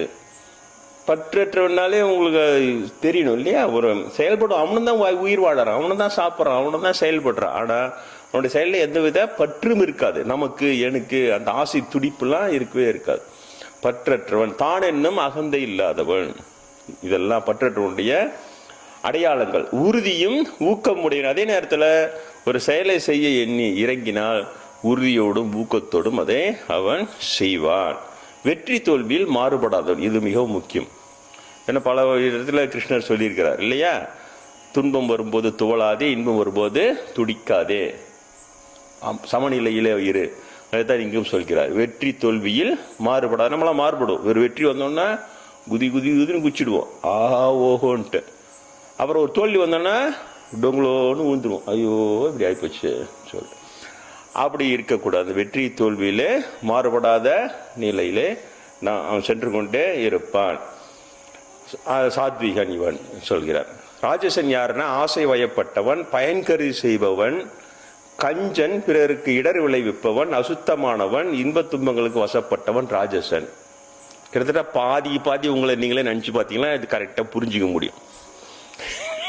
நான் எல்லாம் சொல்லல, கொஞ்சமாவது இருக்கு உங்ககிட்ட. இதெல்லாம் ஆசை வயப்படுவது, பயன் கருதி செயல்படுவது, உதவி செய்ய கூட ஒரு பின்னால் ஒரு மோட்டிவேட்டட் செய்வான். இவனை நல்லா படிக்க வச்சு அவன் நல்லா படித்து சம்பாரிச்சான்னா அதுக்கப்புறம் இவன் நிறைய ஆசிரம டொனேஷனாக கொடுப்பான் அப்படின்னு யாராவது ஆசிரமத்திருந்தே கூட படிக்க வச்சா கூட அதெல்லாம் ராஜசன் தான். கஷ்டப்படுறான், ஏழ்மையில் இருக்கிறான், அவனுக்கு உதவி செய்து தான் அவன் படித்து சந்தோஷமாக இருப்பான். அது மடுக்க நின்னா அது பற்றற்ற செயல். அதே போல் பயன் கருதி செயல்படுவதன் கஞ்சன் இல்லையா, இருந்தும் கொடுக்க மாட்டான், இருந்தும் தானே அனுபவிக்க மாட்டான், மற்றவங்களுக்கும் கொடுக்க மாட்டான். அது அப்படியே பாதாள அறையில் 500,000 அடுக்கி வச்சிருப்பான்லாம் சொல்கிறாங்க. டகால்னு 500 செல்லாது 1000 செல்லாதுன்னு ஐயோ எல்லாம் போச்சு சொல்லிட்டு எடுத்து அதை கூட ஏழைங்களுக்கு கொடுக்காம எடுத்து போய் போட்டு கொளுத்துறாங்களாம் கிரவுண்டில்னு சொன்னேன், கேள்விப்பட்டேன். இதெல்லாம் இருப்பான் போது கஞ்சனுங்க அப்படிலாம். கஞ்சம், பிறருக்கு இடர் விளைவிப்பவன், இதெல்லாம் உங்களுக்கு தெரிந்தது தான். அசுத்தமானவன், இன்ப துன்பங்களுக்கு வசப்பட்டவன், இதெல்லாம் ராஜசன். தாமசன் யாருன்னா அலைவாயும் மனதை உடையவன். இங்கேருந்து அப்படியே பாண்டிச்சேரிக்கு போவோம், அது உள்ளே போயிட்டு சிட்டி உள்ள அந்த பஸ்ஸில் போகும், அந்த கடையெல்லாம் பார்க்கும்போது இந்த ஹார்ட் பீட்டிங் கொஞ்சோண்டு அடுத்த வாட்டி போய் கையை வச்சு பார்த்துக்கினே போகலாம். ஒரு கடையை தாண்டும் போது விதவிதமாக அடிக்கும். டக்கு டக்கு டக்கு டக்கு டக்கு டக்கு டக்கு டக்கு டக்கு அடிச்சுனே இருக்கும். அலைபாயும் மனதியோட பெண்கள் தான் அது ரொம்ப ஈஸியாக அதை இது பண்ணிடலாம். அது போய் இறங்கும் போது ஒரு பெருமூச்சு விட்டு அதுக்கப்புறம் நம்ம வேலையை பார்க்கலாம். இதெல்லாம் ஒன்றும் நடக்காது நம்மளுக்கு. அதுக்காக தான் வச்சுக்கிறதே அவன். அந்த கடையில் எல்லாமே ஏன் வச்சுக்கிறான்னா, உங்களுக்கு ஆசை காட்டிக்கினே இருந்தால் ஒரு காலத்துல ஒரு சமையல்னாலும் ஒரு கடன் உடனே வாங்கிக்காத வாங்கிட்டு வந்துடுவீங்க. அதுக்காக தான் வைக்கிறான். அதனால் இது அலைபாயும் மனதுக்கு சொல்கிறேன். அலைபாயுதே கண்ணான் கிருஷ்ணர் மேலே அலைப்பாஞ்சவங்க இருக்கிறாங்க. ஆசைகளின் மேல் அலைப்பாயெல்லாம் ஆசையே அலை போல பாட்டெலாம் பாடிட்டான். அதெல்லாம் அந்த அலைபாயும் மனம் அது கொஞ்சம் யோசிச்சு பாருங்க. அதெல்லாம் தாமசம். நம்மளால் இது முடியுமா முடியாதாலும் யோசிக்கிறது கிடையாது. வெறுமனே அப்படியே ஆசைப்பட்டாரு. அவங்க ஏற்ற வீட்டில் வாங்கிட்டாங்க, பக்கத்து வீட்டில் வாங்கிட்டாங்க, நம்ம வீட்டில் இன்னும் சின்னோண்டு டிவி தான் வச்சுக்கிறோம் இல்லையா? அப்படியே போயின்னே இருக்கும். அலைபாயும் மனதை உடையவன் விவேகமற்றவன் இல்லையா? விவேகம் இருக்காது. விவேகம் எதிர்ப்பதும் வேகம், எல்லாத்தையும் வேகப்படுவான், அப்படி சர்புரன்னுவான். ஆனால் விவேகம் இருக்காது, நிதானம்லாம் இருக்காது. விவேகமற்றவன் முரட்டுத்தனமாக நடந்து கொள்பவன். அதெல்லாம் தெரிஞ்ச விஷயம் தான், உங்களுக்கே தெரியும். முரட்டுத்தனம், வஞ்சகன், பிறர் வாழ்வை கெடுப்பவன் இல்லையா? பாவம் அதில் நீங்கள் ரொம்ப பேர் தாமசத்தில் ரொம்ப பேர் நீங்கள் வரமாட்டேன். அவ்வளோ இருந்தால் இங்கே ஏன் வர போகிறீங்க இல்லையா? ராஜஸ்தில் தான் நிறைய பேர் வருவாங்க. ஆசை இதெல்லாம் இருக்கும். இது மாதிரி வஞ்சகம், மற்றவங்களுக்கு எடுக்கிறது, இதெல்லாம் ரொம்ப பேர் சாமியார்கிட்ட வரவங்க. அந்த அளவுக்குலாம் வரமாட்டாங்க. அந்த மாதிரி இருக்கிறவங்களுக்கு பிடிக்காது. 1 மணி நேரம் உட்காந்து நான் போட்டு உங்களை தீட்டுனுக்கிறேன், சகிச்சு நீங்கள் உட்காந்து இருக்கணுமே, அதுவே பெரிய விஷயம். இவைகளெல்லாம் தாமச குணம். எப்போதும் கவலைப்பட்டு கொண்டே இருப்பானோ இல்லையா? அது கொஞ்சம் இருக்கும் எல்லாருக்குமே. இந்த 3 குணமே எல்லார்கிட்டையுமே இருக்கும். எது மேலோங்கி இருக்குதோ அதான் நீங்க. சாத்விக குணம் மேலோங்கி இருந்தா நீங்க சாத்விகன், ராஜசம் மேலோங்கி இருந்தா நீங்க ராஜசன், தாமச குணம். ஆனா 3மே இல்லாதவனே 3 உலகத்திலும் இல்லைன்றார். தேவர்கள் கூட இல்லைன்றார் கிருஷ்ணர். எல்லாருக்குமே இந்த 3 குணங்களும் இருக்கும். அது எது மேலோங்கி இருக்கிறதோ அதை பொறுத்து தான் நீ. அதுல இது கண்டிப்பா மேலோங்கி இருக்கு. எப்போது பார்த்தாலும் கவலைப்பட்டு கொண்டே இருப்பவன். நீங்க யாரா பாருங்க, ஒரு 60 வயசு ரேஞ்சில் பாருங்க, அந்த கவலை ரேக முகத்துல ஓடி போயிருக்கும். என்னன்னா அவ்வளவு தூரம் கவலைப்பட்டு நேர்ந்துடுற. புத்தர் மேகத்தை பாருங்க, அந்த சிலையில கவலை ரேகை இருக்காது, அமைதியே சாந்தம் இருக்கும். ஆனா எப்பவுமே கவலைப்பட்டு இருக்கிற இதில் பார்த்தீங்கன்னா, அவங்கள தனியாக விட்டு கொஞ்சம் தூரம் இருந்து பார்த்தீங்கன்னா போதும், அப்படி சிரிக்கிறவங்க கூட அந்த பக்கம் திரும்பும்போது அடுத்த நொடியே என்ன பண்ண போறேன்னு தெரியலையே வந்து உட்காந்து.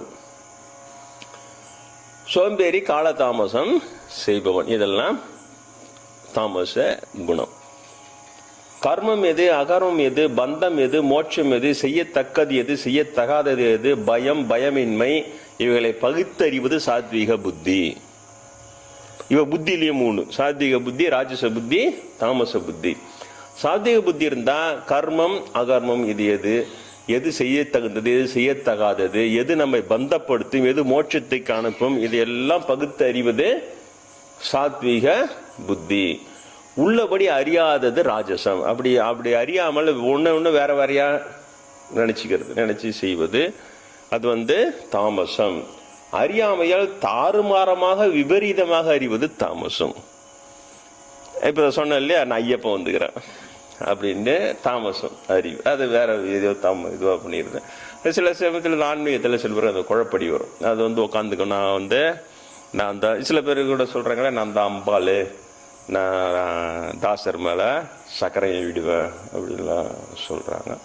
அப்புறம் சக்கரை ரிப்பேராக போயிடுச்சு, இப்போ நான் சூளையை விடுவேன் அப்படின்னு ஏதோ செய்கிறேன். இப்போ அவங்களுடைய ஆர்வம் ஒரு அது நான் நினைப்பேன், நம்ம சிவனேன்னு இங்கே கிடக்குறோம், இவங்க இதெல்லாம் ஏவிட்டு வேலை செய்தாலும் வேற பார்க்கணும். அவங்க யாரை வச்சு வெரிஃபை பண்ணுவாங்கல்ல, சக்கரை ஒன்றுமே அது என்ன ஆச்சு, இந்த ஆளுக்கு அம்பான்னு பேசிட்டே கிடக்குறான், திரும்ப சிரிச்சுனேக்கிறான், இந்த வாட்டி சூளை பார்க்கலாம், அது சூளை அது என்ன ஆச்சு, அப்புறம் ஏவிட்ட சூழல் திரும்பி அவங்ககிட்ட போதா அதோட காலியாக போதா தெரியல. காலியாகிட்டா நல்லா இருக்கும், அடுத்த மேலே ஆக மாட்டாங்க.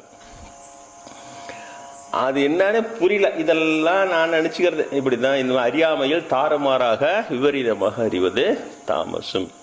நான் தான் அம்பாளுன்னு வேற சொல்லி அது வேற நினைச்சுன்னு இருப்பாங்க, நம்ம தான் அம்பாளு இல்லையா, இதெல்லாம் நம்பாளு, அவன் வேற ஆளு, அம்பாளையே இல்லை இது பண்ணலாம் நினைச்சேன். அவங்கள அம்பாளா நினைச்சுக்கிறதே கூட ஒரு அறியாமை தான். அது சில சமயம் குருநாதர் என்ன மேல நெருக்கமா இருக்கிற சீடர்கள் மட்டும் காதலிச்சுட்டு போயிடுவார். அதெல்லாம் அம்பாலெல்லாம் ஒன்றும் இல்லை சுமாருன்னு சொல்லி போயிருக்கிறார். நான் எடுக்க மட்டும் தான் காது கட்சிருப்பது, இன்னும் 4 பேர் கழிச்சுட்டு போய்க்கிறேன். பாவம் அது நினச்சா பரிதாபமாக இருக்கும். அவங்களே ஏமாத்தின்னு இருந்துருக்கிறாங்க. ஆனால் அவங்கள திருத்த முடியாதுன்னு தொட்டு குரு கூட அப்படியே விட்டுட்டு இருக்கிறாரு. அவர் எதையா நினச்சிக்கணே சொல்லிட்டு நம்ம ஒரு பக்தி இல்லை, நம்ம எதனா செய்ய போனோம்னா இவங்க அம்பாள் காக்கும் அப்படின்னு நினச்சோம். அப்போ அவங்கள மட்டும் காப்பாற்றி விட்டுறாரு. அதெல்லாம் இல்லை சுமார் வேலையை பாரு. இதெல்லாம் தாறுமாறாக விபரீதமாக அறிவது அது தாமசம். இதில் ஒரு பெரிய வேடிக்கை என்னன்னா, இதை மூட்டி விடுறோம் கூட மூட்டி விடுறவங்கள மூட்டி விட்டு பின்னால போய் சிரிக்கிறானுங்க.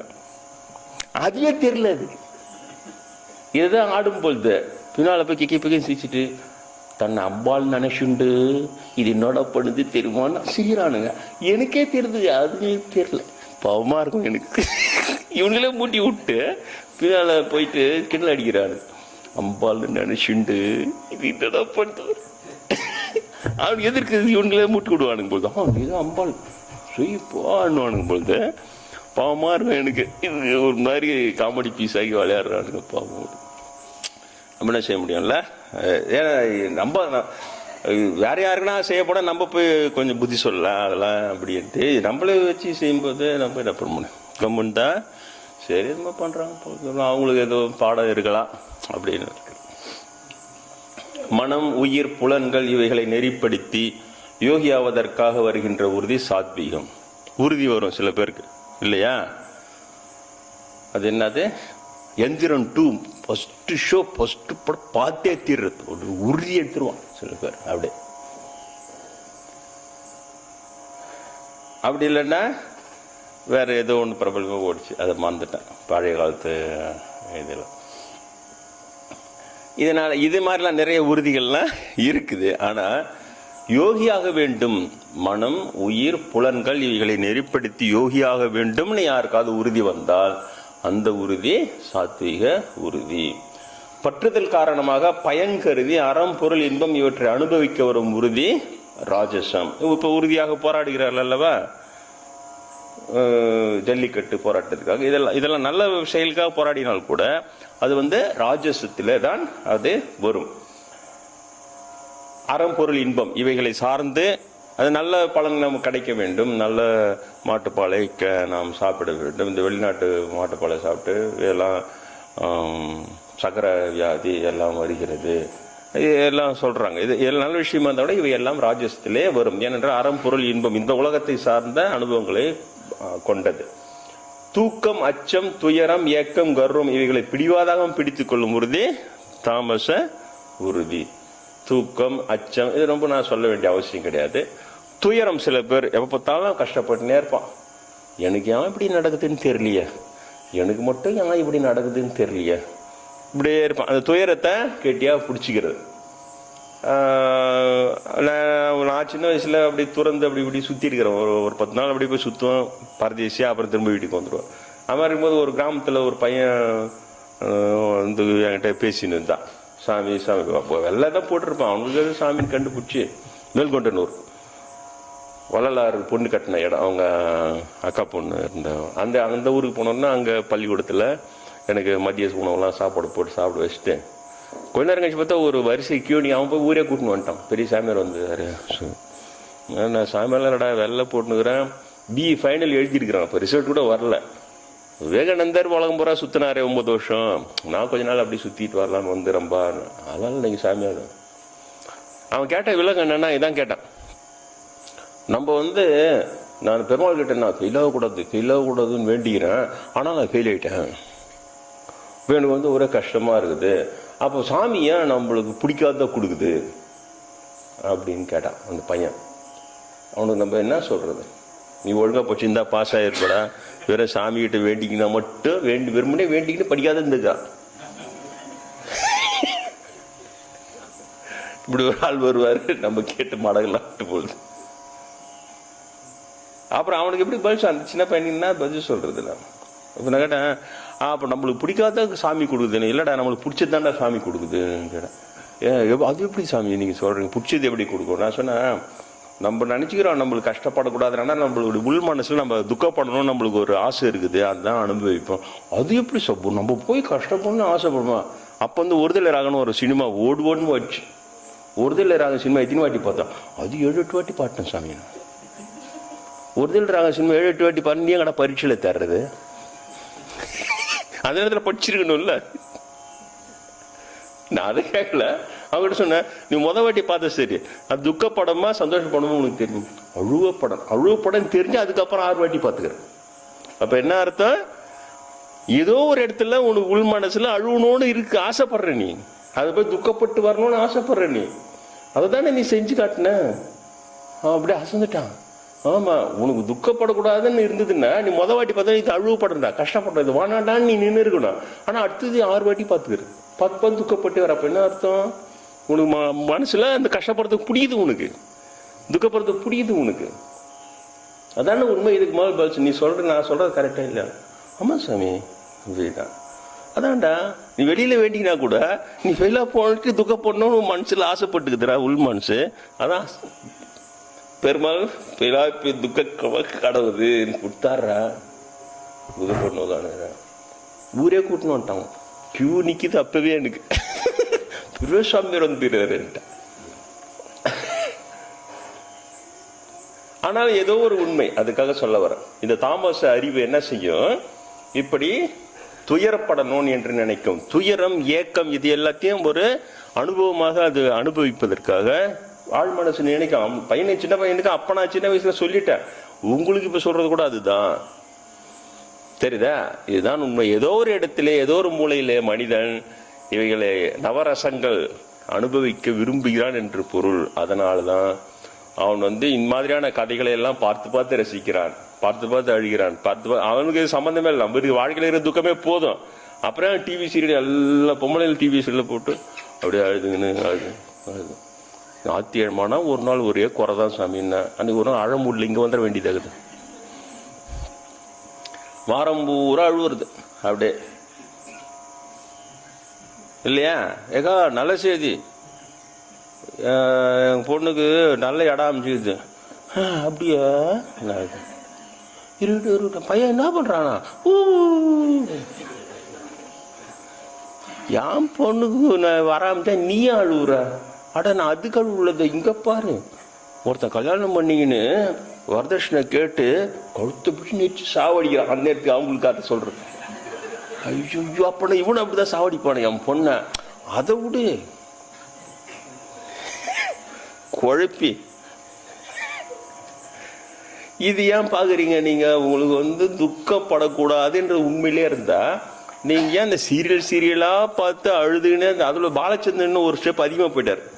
மீதி பேர் எல்லாம் பொம்பளைங்களை அழ விட்டே கண்ணீர் வர வச்சா. பாலச்சந்திரன் மட்டும் வித்தியாசமா ஆம்பளைங்களை அழ விட்டார். அவர் தான் சீரியல்ல ஆம்பளைங்களை அழ விட்டு காட்டி பார்த்தா ஒரு வாட்டி எதுக்கோ வைக்கிறான், பார்த்தா தாத்தா அழுகுறாரு, மாமா அழுகுறாரு, மச்சா அழுகுறாரு. ஆமான்னு 3 நிமிஷத்துக்கு ஒரு வாட்டி அழுதுனே ஆடுங்க சீரியல். யாரா இவன்? எனக்கு புரியல. இவ்வளவு நாள் பொம்பளைங்கள தான் அழ விட்டுருந்தா இவன் யாரா வித்தியாசமா சிந்திக்கிறான். பார்த்தா பாலச்சந்தர், கே பாலச்சந்தர், கதை வசல் டைரக்ஷன்.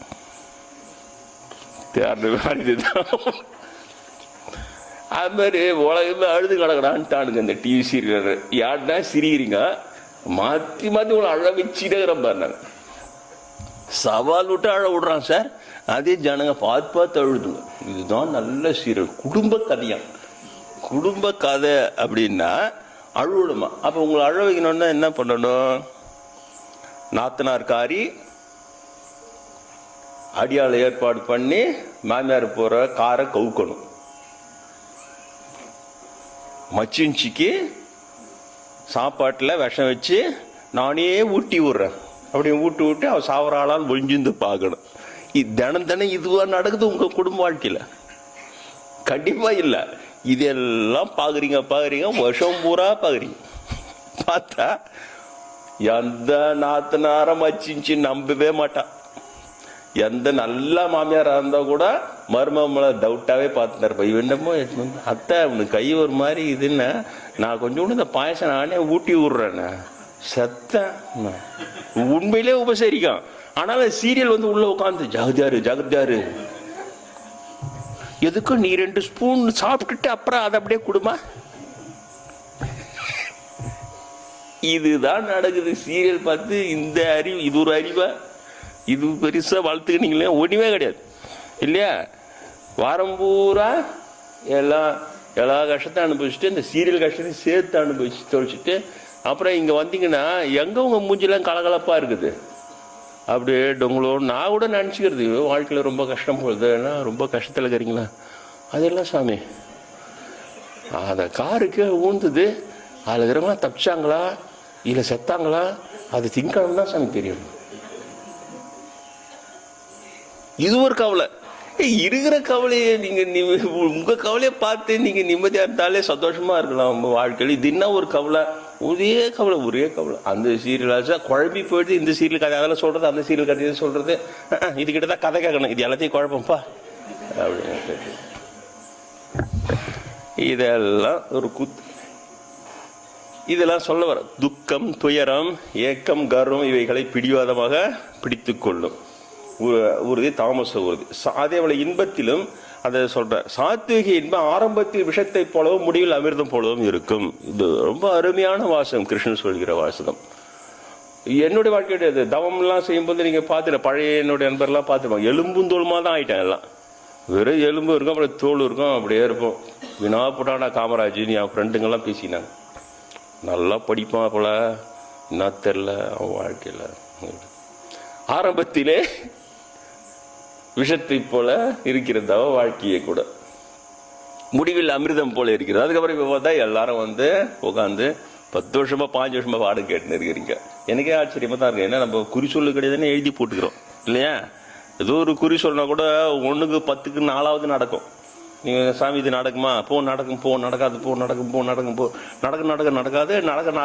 நடக்காது ஒரு பேட்டர்ன் எழுதி வச்சுட்டா லைனா ஒரு போல் உனக்கு நடக்கும், அப்புறம் நடக்காது. இப்படி ஒண்ணு பாதிமா விட்டாலே ஜனம் வரும். ஏன் இந்த நடக்காதெல்லாம் ஓரம் போயிடும். அந்த நடக்கணும் இல்லையா, அதுல ஒரு 50 நடக்க சொன்னோம்னா ஒரு 5 தான் நடக்கும். அந்த 5 இன்னொரு 50 கூட்டணும் வந்துடும், 45 ஓரம் கட்டு. நல்ல விளையாடி இருக்கலாம், எக்கச்சக்க கூட்டத்தை சேர்த்துக்கலாம். அதுவும் கிடையாது, குறி சொல்லுறது கிடையாதுன்னு எழுதி போட்டு எல்லாம் ஒரு மாடு மேய்க்கிற ஒரு அம்மா நல்லா கிணறு அடிச்சுது. இங்க குறி சொல்லுவாங்களாம், ஆனா அது கிடையாதான். அதான் அறிவிப்பார் ஒன்னுட்டே கிணறு அடிக்குது. ஏகா இல்லை குறி சாமியார் குறி சொல்லுவார் கேட்குறேன். இங்கே வந்த புதுசுல குறி சொல்லுவாங்களாம், ஆனா அது கிடையாதான். அதுக்கு பார். அதனால சாத்விக இன்பம் ஆரம்பத்தில் விஷத்தை போலவும் முடிவில் அமிர்தம் போலவும் இருக்கும். இது ஆத்ம புத்தியினால் இந்த கிடைக்கும். இந்த சாத்விக இன்பம் பயில துக்கமே இல்லாத நிலைக்கு கொண்டு சேர்க்கும். அப்படிதான் நான் சொல்லி கொண்டு வருகிறேன் இல்லையா. எல்லா துக்கமே இல்லாத நிலை உண்மையிலே இருக்கிறது. ஆனால் நாம் பயிற்சி தான் செய்ய வேண்டும். பயிற்சி செய்யாத ஒரு குறைதான். முயற்சி செய்தால் இந்த கீதைப்படி வாழ்க்கை நடத்தினால் சொல்றாங்க, துறவு என்பது செயல்களை துறப்பது அல்ல, அதே செயல்களை செய்ய, ஆனால் கடமை மட்டும் செய்ய, ஆசைக்காக அது பின்னால் ஓடாது என்றெல்லாம் இருக்கிறது. இதெல்லாம் படித்து நீங்கள் செயல்பட்டால் இது பயில துக்கமே இல்லாத ஒரு நிலை கிடைக்கும் அப்படின்ட்டு சொல்றார். ஆனா ராஜசம் எப்படி இருக்கும், ஆரம்பத்தில் அமிர்தம் போலவும் முடிவில் விஷத்தை போலவும் இருப்பது. இது கிட்டத்தட்ட இந்த கள்ளக்காதலை சொல்லலாம். கள்ளக்காதல் அவ்வளவு த்ரில்லிங்கா இருக்கும் ஆரம்பத்தில் இல்லையா. டக் டக் டக் டக் ஹார்ட் பீட்டிங் ஆச்சு. வீட்டுக்காரனை தெரியாத இந்த அம்மா, வீட்டுக்காரிக்கு தெரியாத அவரு என்ன எல்லாமே, அப்புறம் சொல்லுவதெல்லாம் உண்மையில் உட்காந்துக்கின்னு நான் அன்னபூர்ணி அது நான் வரவே மாட்டேன், யாரு இவரை விட்டு வர மாட்டேன், அவரு நான் இவன்னா இவதான். அதுங்க அந்த குடும்பம் வச்சுருப்பாங்க, அவங்க அம்போனுக்குது, இந்த குடும்பத்தை வச்சு நான் அம்போனுக்குது. அந்த மாதிரி பண்ணிட்டு போகுது. அந்த கள்ளக்காதல் சொல்லலாம். அது அந்த ஆரம்பத்திலே அது அமிர்தத்தை போல த்ரில்லிங்கா இருக்கும், திருட்டுத்தனமா எல்லாம் செய்யுது. ஆனால் முடிவிலே விஷயத்தை போல மாறி விடுகிறத அது கடைசியில பாவத்தை சேர்க்குது. ஃபர்ஸ்ட் ஆஃப் ஆல் பாவம் சேர்க்கிறது, துரோகம் என்பதை செய்ய வைக்கிறது இல்லையா. நம்பிய மனைவிக்கு துரோகம், நம்பிய கணவனுக்கு துரோகம், இந்த துரோகத்தை செய்ய வைக்கிறது. அதில் கடைசியில் அது நிம்மதியற்ற தன்மையும் ஒரு துயரமான ஒரு நிலையை கொண்டு அது முடிவில் விஷத்தை போல அது ஆகிவிடுகிறது அப்படின்னு சொல்லிட்டு இது ராஜச இன்பம்னு அவர் சொல்றார். பொறிகள் புலன்களிலே பொருந்துவதால் இது கிடைக்கும். தாமச இன்பம் ஆரம்பத்திலும் மயக்கம், முடிவிலும் மனமயக்கம் தரும். தூக்கம், சோம்பல், தடுமாற்றம் இவைகளினால் இது விளையும். தாமச இன்பம்ன்றது ஆரம்பத்திலும் துன்பமா இருக்கும், முடிவுலையும் மயக்கத்தை தான் இது தரும் அப்படின்றார். இந்த 3 குணங்களிலிருந்து விடுபட்டோர் 3 உலகங்களும் இல்லை அப்படின்ட்டு கிருஷ்ண பரமாத்மா சொல்கிறார். கொஞ்சம் பெரிய அத்தியாயம், அதனால கொஞ்ச நேரம், இன்னும் கொஞ்சம் சிறிது நேரம் கேட்டுக்கொள்ளும். இந்த இடத்துல தான் இந்த 3 குணங்களுக்கு ஏற்ப பிராமண, சத்திரிய, வைசிய, சூத்திர இதனுடைய சாதி வேலைகள் இதெல்லாம் பிரிச்சிருக்கிறேன்னு சொல்றார் கிருஷ்ணர். அது எப்படி சொல்றார் நான் சொல்ல விரும்பல, புத்தகத்தில் அது எழுதலை. ஏன்னா அதை சொல்றதுக்கே கூட எனக்கு கூசுது. அது ஒரு உதாரணத்தை சொல்றதே கூட கூசுகிறது. ஏன்னா அது அப்பட்டமான பொய். அது அந்த நம்பி இந்த இந்து சமுதாயம் இந்த அளவுக்கு கெட்டும் போய்விட்டது.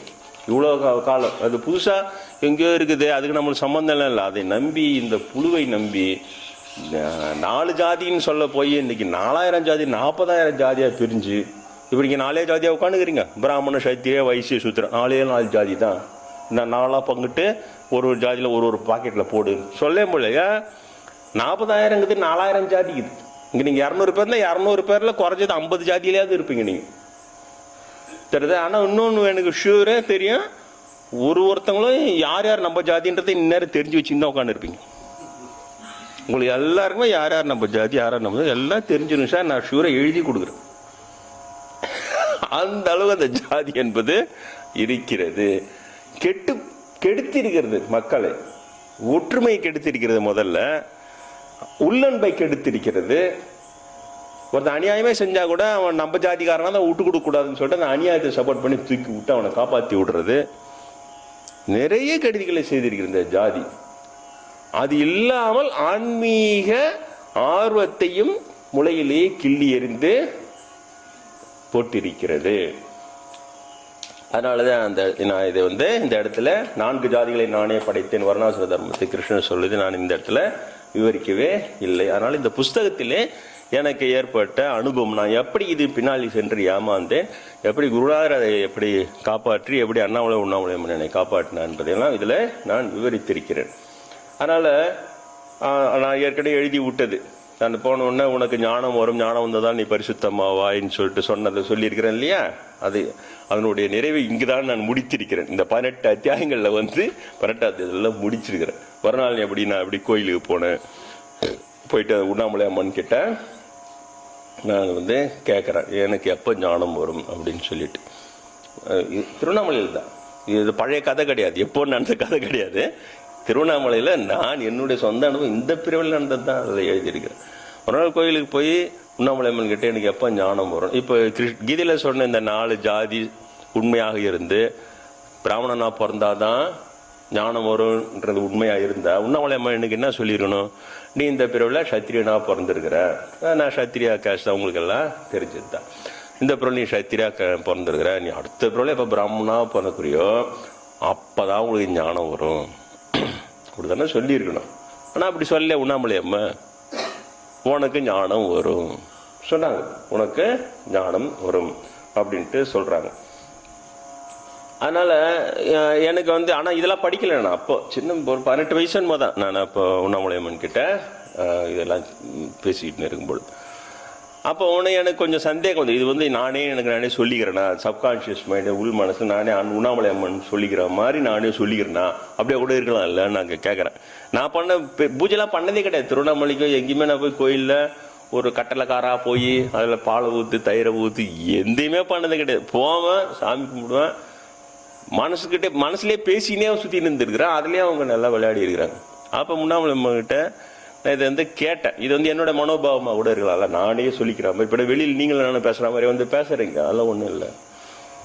ஆனால் அப்போ தான் அம்மை ஒரு விளையாட்டு விளையாடுறாங்க. சொன்னாங்க அப்படிலாம் இல்லை, இப்போ உன்னோட கற்பனையாக இருக்குதுன்னு உனக்கு சந்தேகம் வருது இல்லை, நீயே முயற்சி செய்து உனக்கு ஞானமும் வராது ஒரு மண்ணும் வராதுரா அப்படின்னு நான் சொல்கிற மாதிரி பாவனை செஞ்சு பாருன்னு சொன்னாங்க. உன்னால் செய்ய முடியுதா பாருன்னு சொன்னாங்க. உண்மையில சொன்னோன்னே நானும் எவ்வளோ முயற்சி பண்ணேன். உண்ணாமலை அம்மன் சொல்கிற மாதிரி உனக்கு ஞானமும் வராது ஒன்றும் வராதுன்னு சொல்கிறது ட்ரை கொஞ்சம் கூட சொல்லவே முடியல என்னால். அதை அப்படி தான் நிரூபித்தாங்க எனக்கு. அதனால் இல்லை இது உண்மையிலேயே. ஆனால் பின்னால் உனக்கு ஞானம் வரும். இப்போ ஞானம் நீ இதே திருவண்ணாமலைக்கு வருவாய், ஞானியாகி வருவாய் அப்பொழுது நாங்கள் உனக்கு நேரடியாக காட்சி தருவோம். அப்பொழுது இப்போ நான் சொல்றதெல்லாம் உண்மை என்பதை நீ அப்பொழுது தெரிந்து கொள்வாய். உண்மையிலே சொன்னாங்க உண்ணாமலையார். எனக்கு ஒரு இந்த அளவுக்குலாம் சொல்லி, அப்போ எனக்கு அதெல்லாம் பற்றி ரொம்ப தெரியாது, ஏதோ அவங்க சொல்றாங்க அப்படின்னு சொல்லிட்டு நான் அதையே எடுத்துக்கினேன்.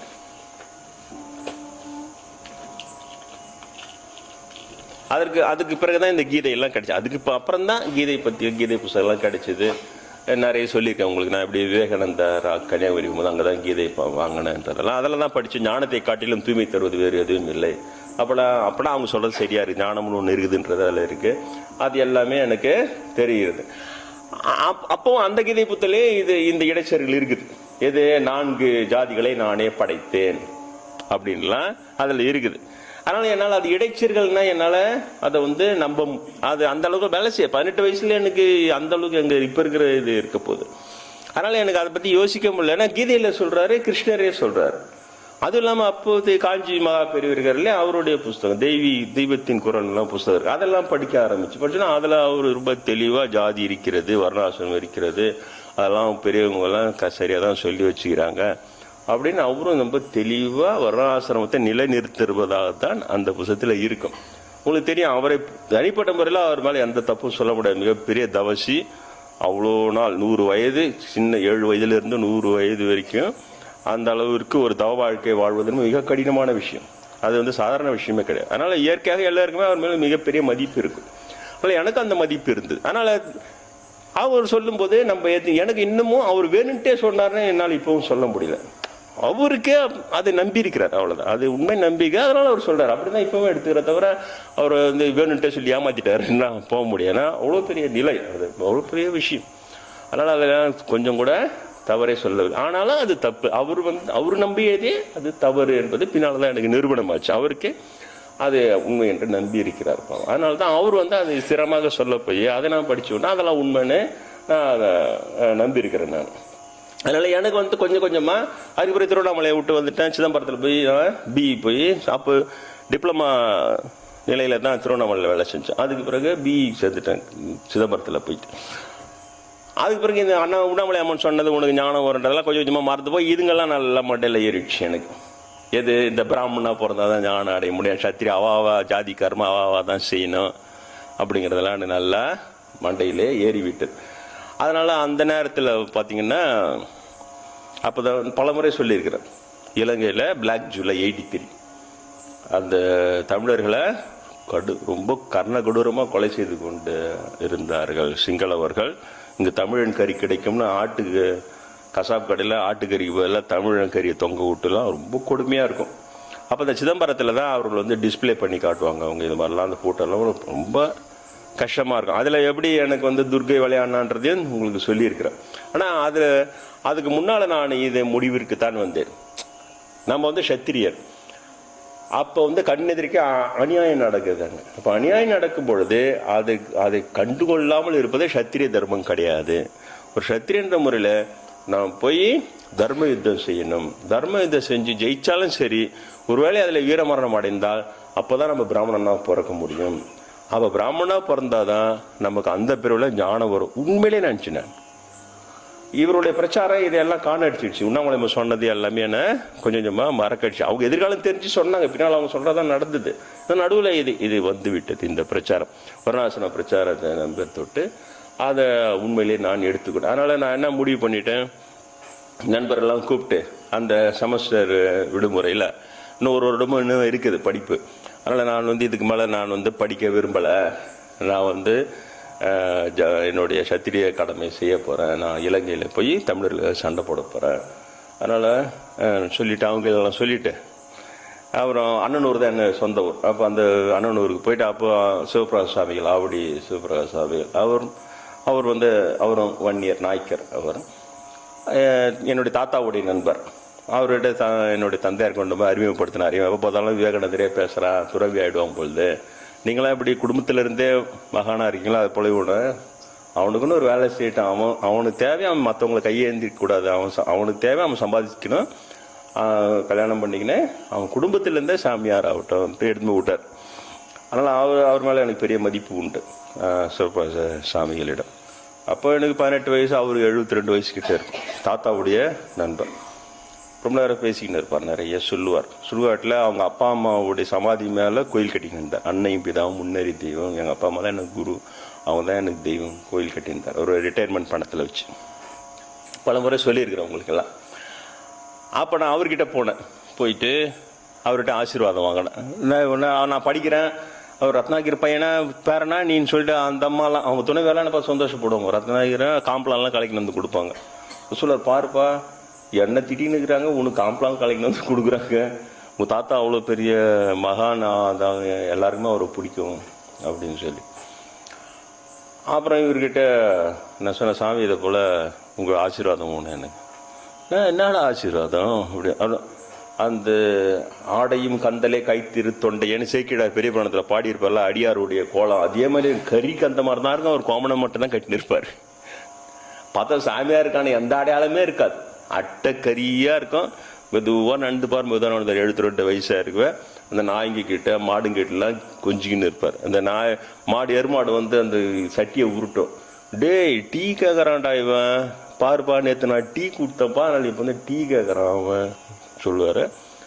அவ்வளோ அந்த வீச்சு வீச்சு வீச்சுன்னு அணில் கத்தும். பத்தியா மறந்துட்டானான்டா, இதோ வரேன்டான்னு சொல்லிட்டு அங்கே கோதுமை கஞ்சி கொஞ்சம் எடுத்து போய் அணிலுக்கு வைப்பார். அவன் நேரம் அவன் வந்து பசி கேட்குறான். காக்காவும் அணில ஒன்றா வந்து சாப்பிடும், ஒற்றுமையாக அது சாப்பிடும். பார்ப்பேன் ஒற்றுமையாக சாப்பிடும்.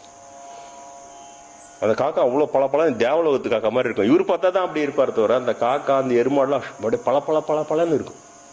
அவர்கிட்ட வளரு அவ்வளோ பெரிய மகான்.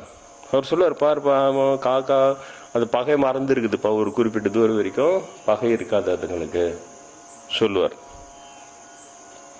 அவர்கிட்ட போயிட்டு நான் ஆசீர்வாதம் கேட்டேன். இதே போல் நான் வந்து சத்திரிய தர்மம் செய்ய போகிறேன், இலங்கைக்கு போய் சண்டை போட போகிறேன். அவரு பயந்துற, டே என்னடா சொல்கிற அப்படின்னு சொன்னார். இல்லை சாமி, இதை போல் நம்ம எல்லாம் சத்திரியனாக இருக்க தொட்டு ஒரு இடத்துல அதர்மனான் தான் நான் போய் யுத்தம் செஞ்சு தர்ம யுத்தம் செஞ்சு அதில் வீரமரணம் அடைஞ்சா தானே பிராமணனாக பிறந்து அப்போ தானே ஞானம் வரும். இதான் என்னுடைய, நான் இது படிச்சேன். எனக்கு தெரியாது, காஞ்சி பெரிய இதெல்லாம் படிக்கவே எனக்கு உண்மையிலேயே பூரணமாக அதை நம்பினேன். அப்போதான் அவர் சொன்னார். அவர் நல்லா திட்டாருன்னா ரொம்ப திட்டல. சொன்னா, என்னடா நீன்றாரு. அவரால் ஜீரணிக்க முடியல. சண்டை இதெல்லாம் என்னப்பா நீ இந்த மாதிரி பண்ணுற, இந்த மாதிரி உங்களை படிக்க வைக்கிறாங்க, நீ படிக்கிறது தான் உன்னோட கடமை, அதெல்லாம் யார் சொன்னது, என்ன அதெல்லாம் நம்புற நீ அப்படின்னு சொன்னார். இல்லை சாமி இப்படிலாம் இருக்க, காஞ்சி பெரியவெல்லாம் அப்படி பண்ணியிருக்க, எல்லாரும் சொல்கிறாங்க கீதையில் அப்படி இருக்கணும், அதெல்லாம் இல்லை அப்படின்னு. நான் யாரா, நான் வந்து நாய்க்கர்றா, என்னோட குரு யார் தெரியுமா உனக்கு, திருமூல கோணிக்கட்டி சாமிகிட்ட அப்போ இருந்தார் அவர் உயிரோட. அவர் யார் தெரியுமா, துணி தூக்கிற வண்ணாடுற அவரு, என் குரு அவரு. என்ன எப்படி ஞானம் வந்தது, அவரு பிராமணா பிறந்த அவருக்கு ஞானம் வந்தது, நான் பிராமணன், நான் ஞானம் வந்தது, என்கிட்ட எவ்வளோ பிராமணர் வந்து ஆசீர்வாதம் வாங்குறாங்க. அவ்வளோ பெரிய கூட்டம் இருந்தது. காஞ்சி பெரியவர் ஆவடிக்கு வந்தார், அவ்வளோ பெரிய கூட்டத்தில். நான் சின்ன பையன் அப்போ, கரெக்டாக கூட்டத்தில் தூரது என்னை மட்டும் கூப்பிட்டு அவர் வச்சிருந்த அந்த சக்கரம் அதெல்லாம் என்கிட்ட கொடுத்து அம்பாள் உத்தரவு கொடுக்க சொன்னாங்க, கொடுத்துட்டு போனாரா, உள்ள இருக்குது பாருன்றார். அப்படி ஒரு மூலையில் போட்டு கிடக்குது. அதில் எந்த நிலையை அடையலை, நீ என்னடா இந்த மாதிரி யாரும் என்னமோ சொல்றாங்கன்னு அதெல்லாம் நீ நம்பின்னு இருக்கிற சாமி. நான் அதிர்ச்சி ஆயிட்டேன். எனக்கு அப்போ பெரிய ஏமாறுற. அப்பனா இதெல்லாம் இல்லையா, நான் இல்லைடா, எப்படி அதெல்லாம் சொல்ற, அதெல்லாம் கிடையாது. நீ சொல்ற நானே வந்து நாய்க்கிறது தான்டா, நான் எப்படி இந்த நிலையில இருக்கிறேன். நம்ம ஏற்கனவே தெரிஞ்சிருக்கிறோம் இல்லையா, மகான்கள் கிட்ட எதுவுமே வந்து பகையாக இருக்காது, பாம்பும் கீரியும் ஒன்றா விளையாடலாம் சொல்லி அவர்கிட்ட விளையாடின்னு இருக்கோம். அவர் வேலை செஞ்ச அந்த பெரம்பூர் லோகவாசில் அவருடைய அலுவலகத்தில் பாம்பு கீரியும் ஒன்றா விளையாடணும்னு கேள்விப்பட்டுக்கிறேன். வேலை செய்யும்போதே அவர் அந்த அளவுக்கு அந்த அவருடைய புனித ஆளிகள் இருக்கும். நான் போகும்போதும் வயசாகினருக்கும் அந்த மாதிரி தான் இருக்கும். அப்படி அணில காக்கெல்லாம் ஒன்றா சாப்பிட பகையே இருக்காது. அவ்வளோ பெரிய நிலையை அவரு சொல்றாரு. அப்பதான் எனக்கு உரைச்சிது, அதானே அப்படின்னு. அதெல்லாம் இல்லைடா. அப்பதான் அவர் சொன்னார், துர்கா விளையாடுறாடா அங்க, நீ அதெல்லாம் இல்லப்பா, அதெல்லாம் ஒன்றும் இல்லப்பா, அதெல்லாம் தூக்கி போடு, அதெல்லாம் சும்மா, அதெல்லாம் நீ படிப்பை முடிச்சிட்டு வா, நான் ஒன்று சொல்லி தரேன் எல்லாம் அப்படின்னாரு. அப்போதான் எனக்கு ஒரு ஏமாற்றமாக தெரிஞ்சு. அப்போ நம்ம இவ்வளோ நாள் படிச்சது வர்ணாசிரமம், 4 ஜாதியில் பிறந்து பிராமணா பிறந்து, சுதரனா பிறந்து, வைசியனா பிறந்து, சத்திரியனா பிறந்து, பிராமணா பிறந்ததான் அதெல்லாம் என்னடா அப்போ அதெல்லாம் குழம்பி போயிட்டேன். உண்மையிலே அவர்கிட்ட அதை சொல்லியிருந்தா நான் இந்நேரம் இலங்கைக்கு சண்டைக்கு போயிட்டுருக்கேன். கரெக்டாக அங்கே இறைவன் தான் தடுத்தான்.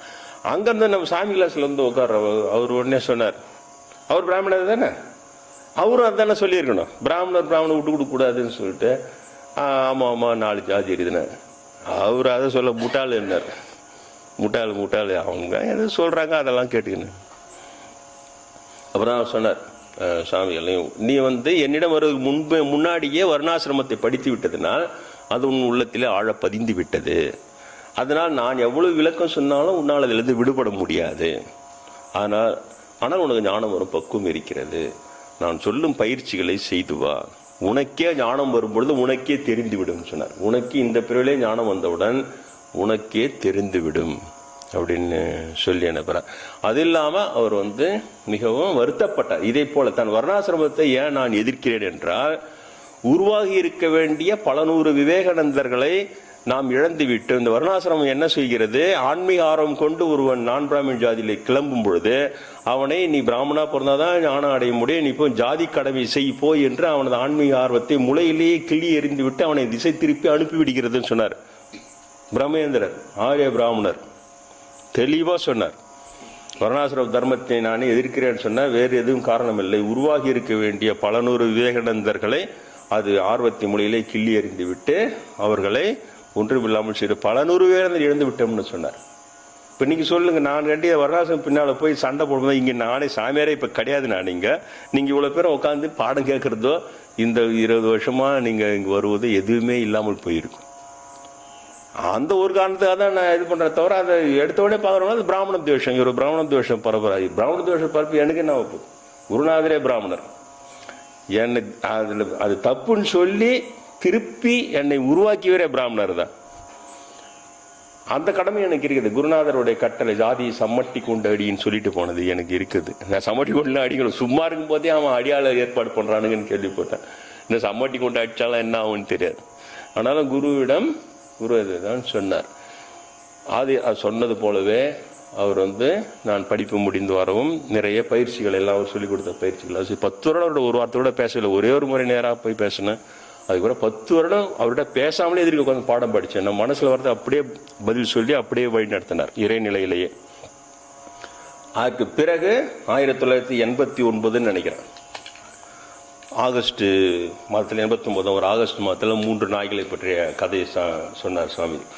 அந்த கதையில தான் எனக்கு வந்து அந்த வகுப்பிலே தான் அந்த ஞானம் என்பது, ஞான அனுபூதி என்பது பூரணமாக எனக்கு கிடைத்தது அந்த குருநாதருடைய இதில்.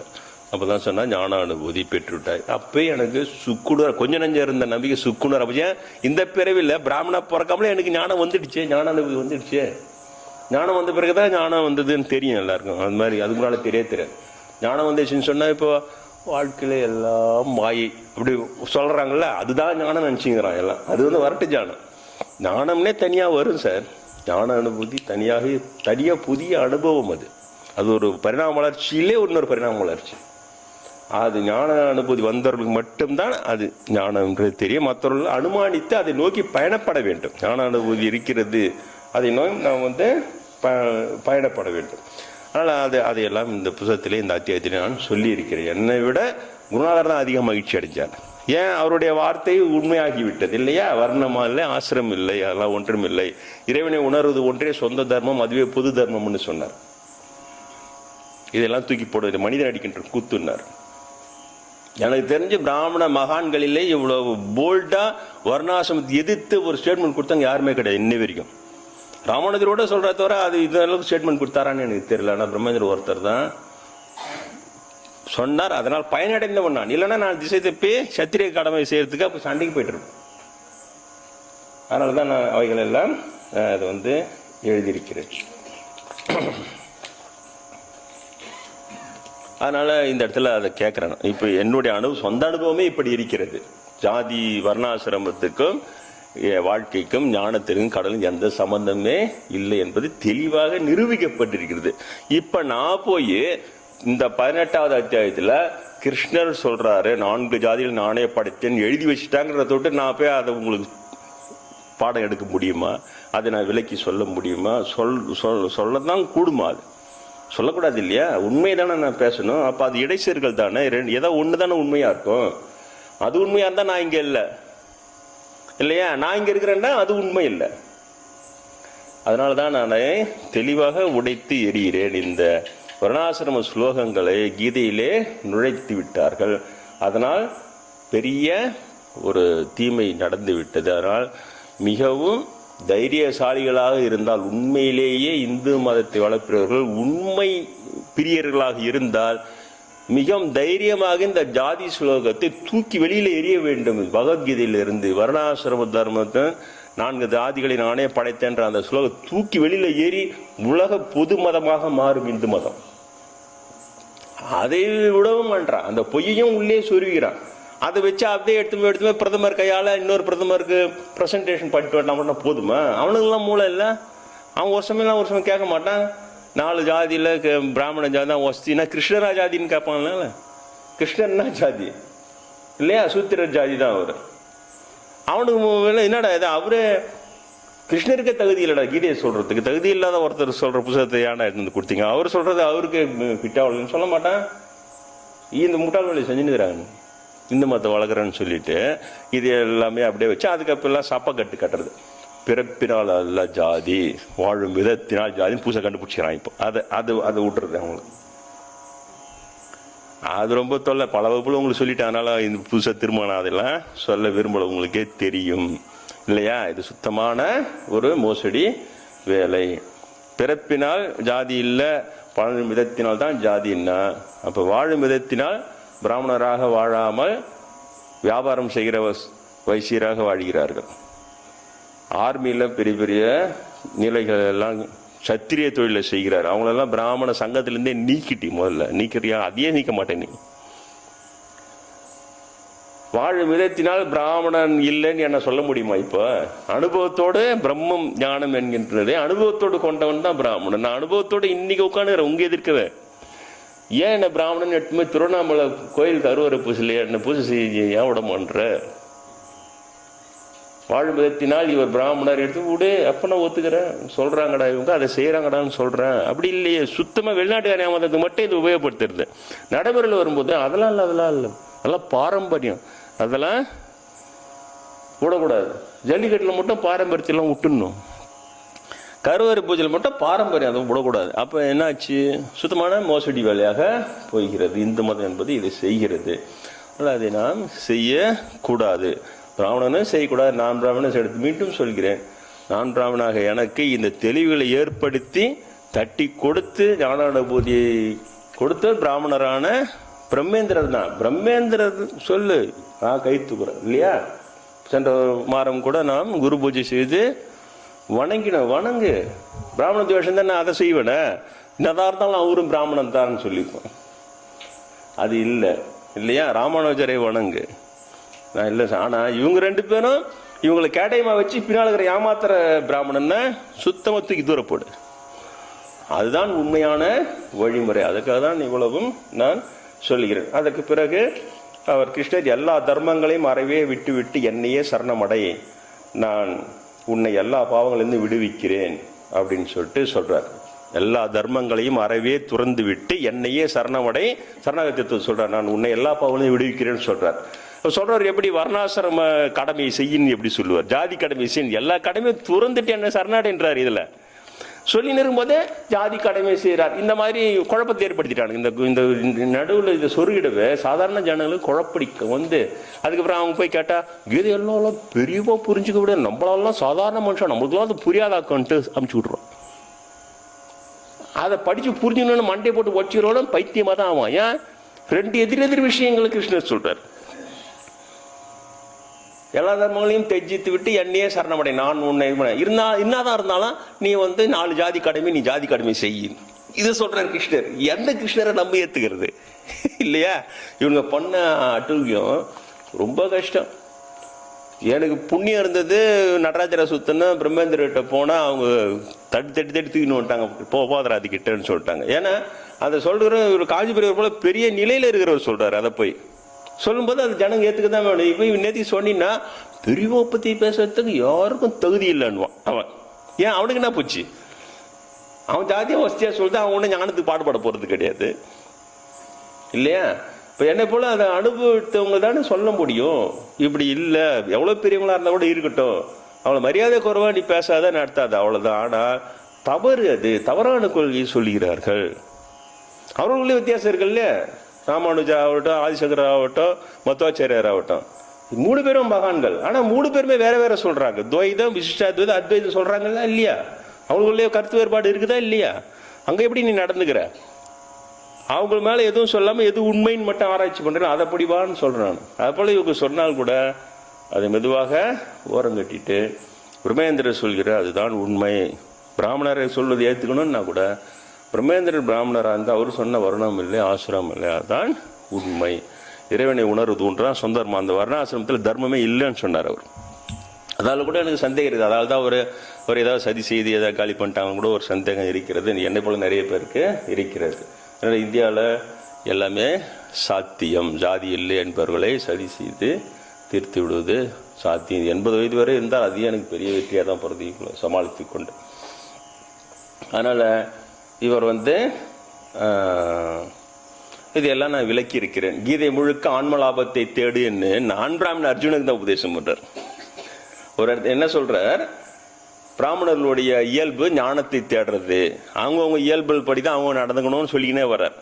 அப்போ 18 அத்தியாயமும் நான் பிராமண அர்ஜுனுக்கு சொல்றார். சொல்லும் போதெல்லாம் ஆன்மலாபத்தை தேடு, ஆன்மலாபத்தை தேடுன்னு. அப்போ தகுதி இல்லாத ஒரு சத்திரியனுக்கு அவர் தான் கடவுள், அவதார புருஷர், அவருக்கு அதெல்லாம் நோபார்னா அவர் யாரை தேர்ந்தெடுத்து சொல்றாரு? பிராமணனை தேர்ந்தெடுத்து நீ ஆன்மலாபத்தை தேடு. ஏன்னா இந்த ஆன்மலாபத்தை தேடுவது என்பது பிராமணருக்குரியது ஒரு இடத்துல சொல்றாரு. அப்போ அர்ஜுனனை பிராமணன் தான் சொல்லு, நான் பிராமணனுக்கு போய் சொல்றேன் ஆன்மலாபத்தை தேடு. அங்க ஆன்ம நாட்டம் பிராமணர்களுக்குரியதுன்றார். இந்த அத்தியாயத்திலே ஆன்ம நாட்டம் பிராமணர்களுக்குரியதுன்னு சொல்லிட்டு நான் பிராமண அர்ஜுனனுக்கு இவன் ஆன்மலாபத்தை தேடுன்றார். இதை மாதிரி குழைப்பு விட்டுறது. குழைப்பு விட்டோன்னா அவன் கொஞ்சம் மேலோட்டா இருக்கிறவங்களும் ஒண்ணுமே கிடையாது. ஏன் உங்களுக்கு இந்த தோஷம் இருக்குது, அந்த தோஷம் இருக்குது, நாகதோஷம் இருக்குது, அந்த கோயிலுக்கு போங்க, செவ்வாய் தோஷம் இருக்குது, அந்த கோயிலுக்கு போங்க. இது வரைக்கும் ஓகே, ஜனங்களுக்கு ஒன்றும் பிரச்சனை கிடையாது. ஒரு ஆயுஷோமம் பண்ணீங்க, நல்லா நீங்கள் ரொம்ப நாளாக உயிரோட இருப்பீங்க. ஒரு 60 வயசு இருந்து வந்த போதுமா? இது வரைக்கும் எந்த பிரச்சனையும் யாருக்கும் வர்றது கிடையாது. ஆனால் சமயம்னு சொல்லி உள்ளே இறங்கி அது என்ன உண்மை சொல்லிக்குது. இன்றைய சமுதாயம் அறிவு சார்ந்த சமுதாயம், அறிவுபூர்வமான சமுதாயம். அதையும் அறிவு கண் கொண்டு பார்க்கும். அது வேற்று மதத்தவன் கேட்கும் போது அவனுக்கு நான் பதில் சொல்லணும். நின்று நீ பதில் சொல்ல முடியாது. உன்னையே திக்குமுக்க ஆட வைக்குது இவனுங்க சொருவன்து.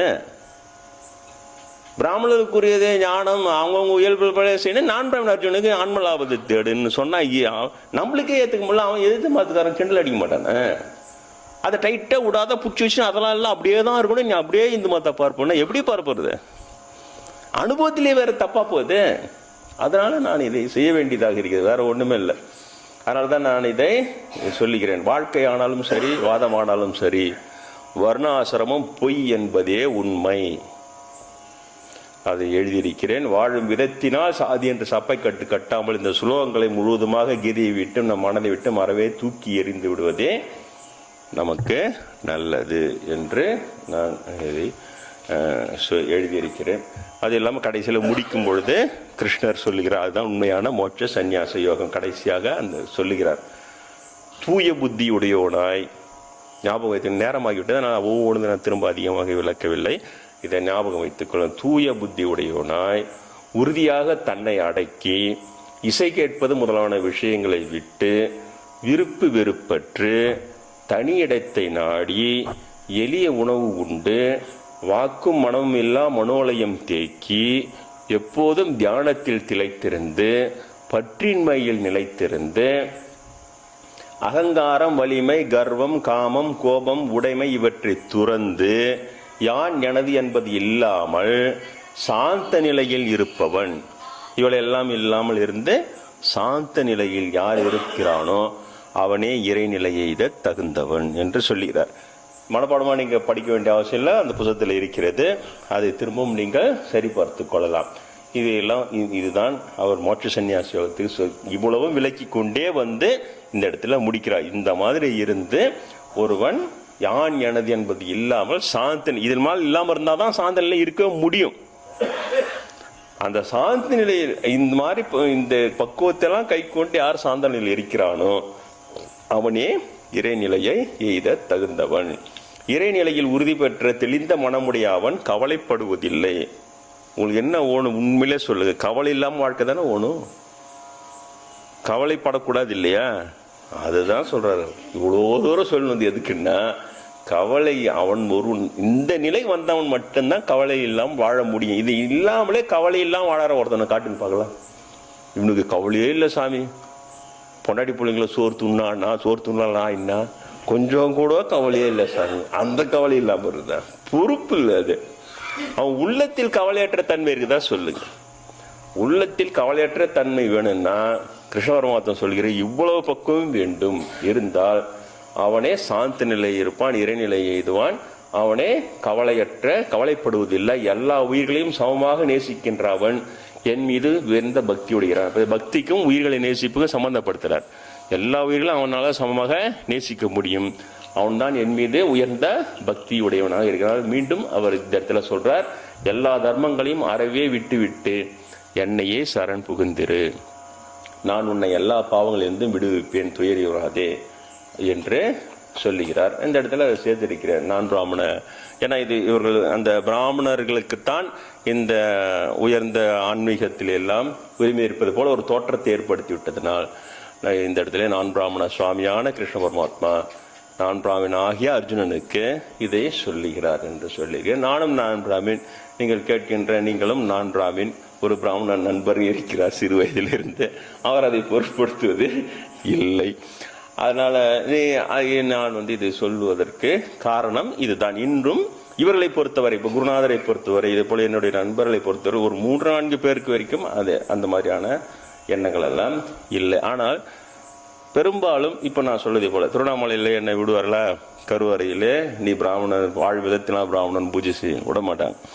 அதே போல் கோவிந்தபுரத்திலே நம்முடைய அன்பர் உழவார பணி செய்து பந்தியில் உட்கார்ந்த உடனே பிராமணால் பந்தி நீ ஆளையே உட்காருன்னு சொல்லி உட்கார்ந்து அவர் அவமானப்படுத்துகிறார். நீ கண்கூடாக அதை நாம் பார்க்கிறோம். நிறைய இடத்திலே இந்த பிராமணன் நான் பிராமணன் வித்தியாசம் வைத்து இங்கே கூட சொன்னார்கள். இந்த பண்ருட்டி பக்கத்திலே ஒரு ஆத்ம போதேந்திரர் சமாதி என்று வைத்து அது ஒரு 4-5 வருடங்களுக்கு முன்னால் ஒரு பெரிய அளவில் கொட்டாகையெல்லாம் போட்டு பெரிய அன்னதானம்லாம் போனேன். அப்போ என்னிடம் வந்து ஆடிட்டர் நண்பர் ரொம்ப நல்லவர், அவரும் சொன்னார். அவர் போய் உட்காந்து உடனே பிராமண கொட்டா அது நான் பிராமணன் கொட்டா, நீங்கள் அங்கே போய் அன்னதானம் பண்ணுங்கன்னு எழுப்பி அனுப்பினாங்க. எனக்கு அவ்வளோ அவமானமாக இருந்ததுன்னார். அவர் ரொம்ப நல்லவர்.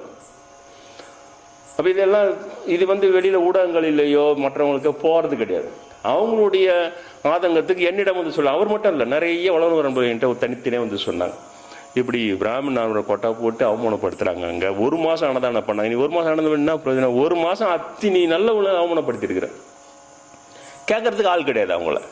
இது ஊடகங்களும் வராது, இது பதிவும் ஆகாது. அதனால என்னுடைய கடமை நான் நினைக்கிறேன், இந்த அவமானங்கள் இந்த வித்தியாசங்கள் இவை நீங்கும் வரை நான் இதை சொல்ல வேண்டியதாக இருக்கிறது. இந்த நான் கிருஷ்ணர் நான் பிராமணன் என்பதையும் அர்ஜுனன் நான் பிராமணன் என்பதையும் பிராமண மகானிடம் தேறிய நானும் நான் பிராமணன் என்பதையும் சொல்லத்தான் வேண்டியிருக்கிறது. இவைகளெல்லாம் அங்கெல்லாம் பிராமண வித்தியாசம் நீங்கும் பொழுது எனக்கும் சொல்ல வேண்டிய அவசியம், எனக்குன்னா என்னை போன்றவர்களுக்கும் சொல்ல வேண்டிய அவசியம் இருக்காது. ஆனால் நீங்கள் இவைகளை கிருஷ்ணருடைய இந்த 18 அத்தியாயம் நிறைவு பெறுகிறது. அடுத்த வாரம் அதனுடைய தொகுப்பாக நிறைவு பகுதியாக நான் சொல்லாமல் விட்டு போனது எனது வாழ்க்கையில் நடந்த உண்மைகள், கீதையோடு சேர்ந்த விஷயங்கள், அல்லது இவைகளின் மொத்த தொகுப்பாக கொஞ்சம் சுருக்கமாக அடுத்த வாரம் அவைகளை பற்றி சொல்லலாம் என்று இருக்கிறேன். அதிலேயும் நீங்கள் எல்லாவற்றிலும் கலந்து கொள்ளுங்கள். கீதையை நீங்கள் படித்து பயன்பெறுங்கள்.